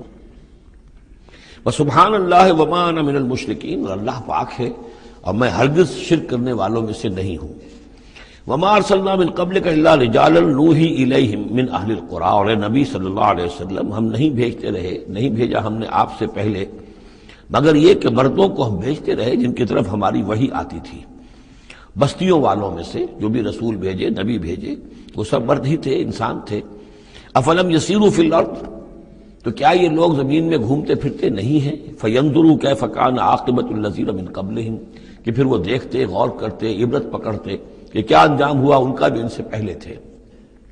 اشارہ انہی اقوام کی طرف ہے۔ وَلَدَارُ الْآخِرَةُ خَيْرٌ لِلَّذِينَ اتَّقَوْا فَلَا تَعْقِلُونَ، اور یقیناً آخرت کا گھر تو بہتر ہے انہی لوگوں کے لیے جو تقویٰ کی روش اختیار کریں، تو کیا تم عقل سے کام نہیں لیتے؟ حَتَّىٰ إِذَا اسْتَيْأَسَ الرُّسُلُ وَظَنُّوا أَنَّهُمْ قَدْ كُذِبُوا جَاءَهُمْ نَصْرُنَا، یہ آیت بھی مشکلات القرآن میں سے ہے، اس کی بہت سی آراء ہیں، لیکن جو توجیہ میرے نزدیک صحیح ہے وہ میں آپ کے سامنے رکھ رہا ہوں۔ حتیٰ اذا استیأس الرسل، یہاں تک کہ جب رسول مایوس ہو جاتے ہیں۔ مایوس کس بات سے ہو جاتے ہیں؟ کہ اب یہ لوگ ایمان لانے والے نہیں ہیں، جن کے دلوں میں کچھ نہ کچھ فطرت سلیمہ موجود تھی، ابھی ان کی فطرت بالکل بگڑی نہیں تھے، وہ ایمان لا چکے ہیں، یعنی اب جو ہم نے بلو چکے ہیں اس کو، اس چاٹی میں سے اب مکھن نکل چکا ہے، اب آگے کوئی اور مکھن نکلنے والا نہیں۔ وَظَنُّوا أَنَّهُمْ قَدْ كُذِبُوا، اور لوگ یہ سمجھ بیٹھتے ہیں، انہیں یہ گمان ہوتا ہے کہ انہیں سب جھوٹے ہی وعدے کیے گئے تھے کہ عذاب آئے گا۔ وہ جو قوم ہے وہ تو بہت ہی زیادہ لاؤبالی ہو جاتی ہے کہ 12 برس ہو گئے محمد کو کہتے ہوئے عذاب عذاب عذاب عذاب، عذاب تو نہیں آیا، یہ سب دھونس تھی، صرف یہ کہ ہمیں ڈراوا دینا مقصود تھا۔ جاءہم نصرنا واستیأس الرسل، اور ظنو کا جو فاعل ہے وہ در حقیقت ان کی قوم ہے، جو مشرک قوم ہے، کہ انہوں نے یہ سمجھا کہ یہ سب ہمیں جھوٹے ہی دھونس دی گئی تھی عذاب وغیرہ کی۔ جاءہم نصرنا، تو ہمارے نبیوں اور رسولوں کے پاس پھر اللہ تعالیٰ کی نصرت آ جاتی تھی۔ فنجی من نشاء، پھر بچا دیا جاتا تھا جس کو ہم چاہتے تھے۔ ولا يرد باسنا عن القوم المجرمین، اور ہمارا وہ عذاب اور ہماری وہ سختی جو ہے نہیں لوٹائی جا سکتی تھی، نہیں پھیری جا سکتی تھی مجرموں کی قوم سے، ان پر وہ عذاب واقع ہو کر رہتا تھا۔ لقد كان في قصصهم عبرة لأولي الألباب، ان کے حالات میں، اس بیان میں یقیناً ہوش مند لوگوں کے لیے عبرت ہے، عقل کا سامان ہے، سبق کا سامان ہے۔ ما كان حدیثا یفترا، یہ قرآن ایسی شے نہیں ہے جسے گھڑ لیا جائے، کوئی شخص اپنے جی سے اس کو تصنیف و تعریف کر لے۔ ولیکن تصدیق الذی بین یدیہ، بلکہ یہ تو تصدیق کرتے ہوئے آیا ہے اس کی جو اس کے سامنے موجود ہے۔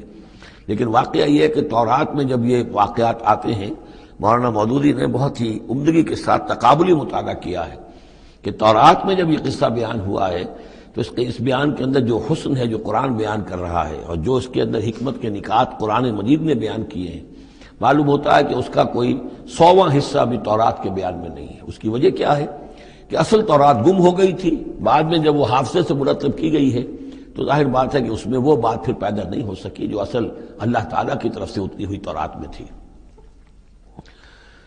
ما كان حدیثا یفترا ولكن تصدیق الذی بین یدیہ وتفصیل کل شیء وہدی ورحمۃ لقوم یؤمنون، اور اس میں تفصیل ہے ہر چیز کی، یعنی جو بھی ضروری باتیں انسان کے علم میں آنی چاہیے ہدایت کے لیے، اس کی ساری تفاصیل اس میں موجود ہیں، اور یہ ہدایت ہے اور رحمت ہے ان لوگوں کے حق میں جو اس پر ایمان لائیں۔